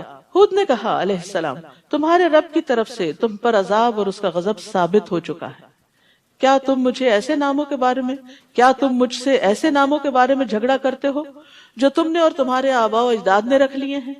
یعنی خود بخود تم نے ان سے کچھ خوبیاں منسلک کر دی، بتوں کو اپنا حاجت روا سمجھ لیا، جیسے آج مسلمانوں نے اللہ کے نیک بندوں کو اپنا حاجت روا بنا رکھا ہے کہ وہ مشکل کشا ہے، وہ گنج بخش ہے اور وہ فلاں ہے. تو یہ تو خود بخود تم نے نام دے دیے جن کے لیے اللہ نے کوئی سند نہیں اتاری. سو اب تم بھی انتظار کرو اور میں بھی تمہارے ساتھ انتظار کرتا ہوں. پھر ہم نے اسے اور اس کے ساتھیوں کو اپنی مہربانی سے بچا لیا اور ان لوگوں کی جڑ کاٹ دی جنہوں نے ہماری آیات کو جھٹلایا تھا اور ایمان لانے والے نہیں تھے. اور سمود کی طرف ان کے بھائی صالح کو بھیجا علیہ السلام. اس نے اپنی قوم کے لوگوں سے کہا اللہ کی عبادت کرو جس کے بغیر تمہارا کوئی الہ نہیں. تمہارے پاس تمہارے رب کی طرف سے واضح معجزہ آ چکا ہے. یہ اللہ کی اونٹنی تمہارے لیے معجزہ ہے. وہ اونٹنی ایک چٹان سے نکلی تھی، انہوں نے معجزہ مانگا تھا، اللہ نے بھیج دیا. اللہ کی زمین پر اسے چرنے دو اور اسے برے ارادے سے ہاتھ نہ لگاؤ ورنہ ایک دردناک عذاب تمہیں آ لے گا، کیونکہ وہ ان کا سارا پانی پی جاتی تھی. معجزہ مانگ کے پھنس گئے. اور وہ وقت یاد کرو جب قوم عاد کے بعد اللہ نے تمہیں جانشین بنایا، یعنی زمین میں تمہیں اٹھایا، تمہیں بسایا، تمہیں ترقی دی، تمہیں اس علاقے میں آباد کیا. تم زمین کے ہموار میدانوں میں محلات بناتے ہو اور پہاڑوں کو تراش تراش کر گھر بنا لیتے ہو. اتنا زبردست آرکیٹیکچر اور کنسٹرکشن کا طریقہ تھا ان کا. لہٰذا اللہ کے احسانات کو یاد کرو، یعنی جس نے تمہیں عقل، سمجھ اور یہ وسائل، ریسورسز اور ان کو استعمال کرنے کے طریقے سکھائے، اور زمین میں فساد نہ مچاتے پھرو. ہود علیہ السلام کی قوم کے متکبر سرداروں نے ان کمزور لوگوں کو جو ان میں سے ایمان لا چکے تھے کہا کیا تم جانتے ہو کہ صالح اپنے رب کا رسول ہے؟ یعنی تم کیوں مان گئے ہو؟ تم کیوں صالح کے پیچھے جا رہے ہو؟ تمہارے پاس کیا دلیل ہے؟ یعنی ان سے جھگڑنے لگے. وہ کہنے لگے جو کچھ اسے دے کر بھیجا گیا ہم تو اس پر ایمان رکھتے ہیں. متکبر کہنے لگے جس بات پر تم ایمان لانے والے ہو ہم اسے ماننے والے نہیں. ماننے کی کوشش، سمجھنے کی، جاننے کی کوشش ہی نہیں کی تو ایمان کہاں سے آتا؟ چنانچہ انہوں نے اونٹنی کی کونچیں کاٹ ڈالی اور اپنے رب کے حکم سے سرتابی کی اور کہنے لگے صالح اگر تو رسول ہے تو جس عذاب کی تو ہمیں دھمکی دیتا ہے وہ لے آ. کیا حوصلہ تھا ان لوگوں کا، کیا اکڑ تھی، کیا تکبر تھا کہ اپنے لیے عذاب مانگا. آخر انہیں زلزلے نے آ لیا اور وہ اپنے گھروں میں اوندھے پڑے کے پڑے رہ گئے. بڑی بڑی عمارتیں انہیں کے اوپر گر پڑی. پھر صالح یہ کہتے ان کے ہاں سے چلے گئے اے قوم میں نے تمہیں اپنے رب کا پیغام پہنچا دیا تھا اور تمہاری خیر خواہی بھی کی، لیکن تم تو خیر خواہی کرنے والوں کو پسند ہی نہیں کرتے. اور لوط نے جب اپنی قوم سے کہا علیہ السلام تم بے حیائی کا وہ کام کرتے ہو جو تم سے پہلے اہل دنیا میں سے کسی نے بھی نہیں کیا. تم شہوت رانی کے لیے عورتوں کو چھوڑ کر مردوں کے پاس آتے ہو. تم تو حد سے بڑے ہوئے لوگ ہو. یعنی عجیب و غریب خواہشات تھی ان کی. اور اس کی قوم کو اس کے سوا کوئی جواب بن نہ پایا کہ انہوں نے یہ کہہ دیا اپنی بستی سے انہیں نکال دو، یہ لوگ بڑے پاک باز بنتے ہیں. یعنی نصیحت کرنے والوں کو اسنب کر دو، ان کو ہی ختم کر دو تاکہ کوئی برا بھلا کہے ہی نہ، کیونکہ وہ اپنے برے اعمال پہ فخر کرتے تھے اور نیک لوگوں کا مذاق اڑاتے. کہ بری قوموں کا یہی حال ہوتا ہے کہ وہ نیکی کرنے والوں کو بے وقوف سمجھتے ہیں اور جن گناہوں کی گندگی میں وہ گرفتار ہوتے ہیں اس پہ فخر کرتے ہیں. چنانچہ ہم نے لوط اور اس کے اہل خانہ کو بچا لیا بجز اس کی بیوی کے کہ وہ باقی ماندہ ہلاک ہونے والوں میں سے تھی، کیونکہ اس کی ہمدردیاں اس بری قوم کے ساتھ تھی. تو جو جس کے ساتھ محبت کرتا ہے اسی کے ساتھ اٹھتا ہے. اور اس قوم پر پتھروں کی بارش برسائی، بس دیکھ لیجئے کہ مجرموں کا انجام کیسا ہوا. کیسا ہوا. اور اہل مدین کی طرف ہم نے ان کے بھائی شعیب کو بھیجا علیہ السلام. اس نے کہا اے میری قوم اللہ کی عبادت کرو، تمہارے لیے اس کے سوا کوئی الہ نہیں. تمہارے پاس تمہارے رب کی طرف سے ایک واضح دلیل آ چکی ہے، لہذا ناپ اور تول پورا رکھا کرو اور لوگوں کو ان کی چیزیں کم نہ دیا کرو. لین دین میں ڈنڈی مارتے تھے. اور زمین میں اصلاح ہو جانے کے بعد اس میں بگاڑ پیدا نہ کرو. یہی بات تمہارے لیے بہتر ہے اگر تم واقعی مومن ہو. اور زندگی کی ہر راہ پر رہزن بن کر نہ بیٹھ جاؤ کہ لوگوں کو دھمکاتے پھرو اور جو شخص اللہ پر ایمان لائے اسے اس کی راہ سے روکنے لگو، یعنی راستوں پر اس لیے نہ کھڑے ہو جاؤ کہ اللہ کے راستے سے لوگوں کو روکو، اور جو دین کی طرف آئے انہیں اس سے منع کرو، اور اس سیدھی راہ میں کجی کے درپے ہو جاؤ۔ اور وہ وقت یاد کرو جب تم تھوڑے تھے تو اللہ نے تمہیں زیادہ کر دیا، اور دیکھو کہ فساد کرنے والوں کا انجام کیا ہوتا ہے۔ وَإِن كَانَ طَائِفَةٌ مِّنكُمْ آمَنُوا بِالَّذِي أُرْسِلْتُ بِهِ وَطَائِفَةٌ لَمْ يُؤْمِنُوا فَاصْبِرُوا حَتَّى يَحْكُمَ اللَّهُ بَيْنَنَا وَهُوَ خَيْرُ الْحَاكِمِينَ۔ اور اگر تم میں سے ایک فریق ایسا ہے کہ جو کچھ مجھے دے کر بھیجا گیا اس پر ایمان لے آیا، اور دوسرا فریق ایمان نہیں لایا، تو صبر کرو یہاں تک کہ اللہ ہمارے درمیان فیصلہ کر دے، اور وہی سب سے بہتر فیصلہ کرنے والا ہے۔ وآخر دعوانا ان الحمد للہ رب العالمین۔ سبحانک اللہم وبحمدک اشہد ان لا الہ الا انت استغفرک واتوب الیک۔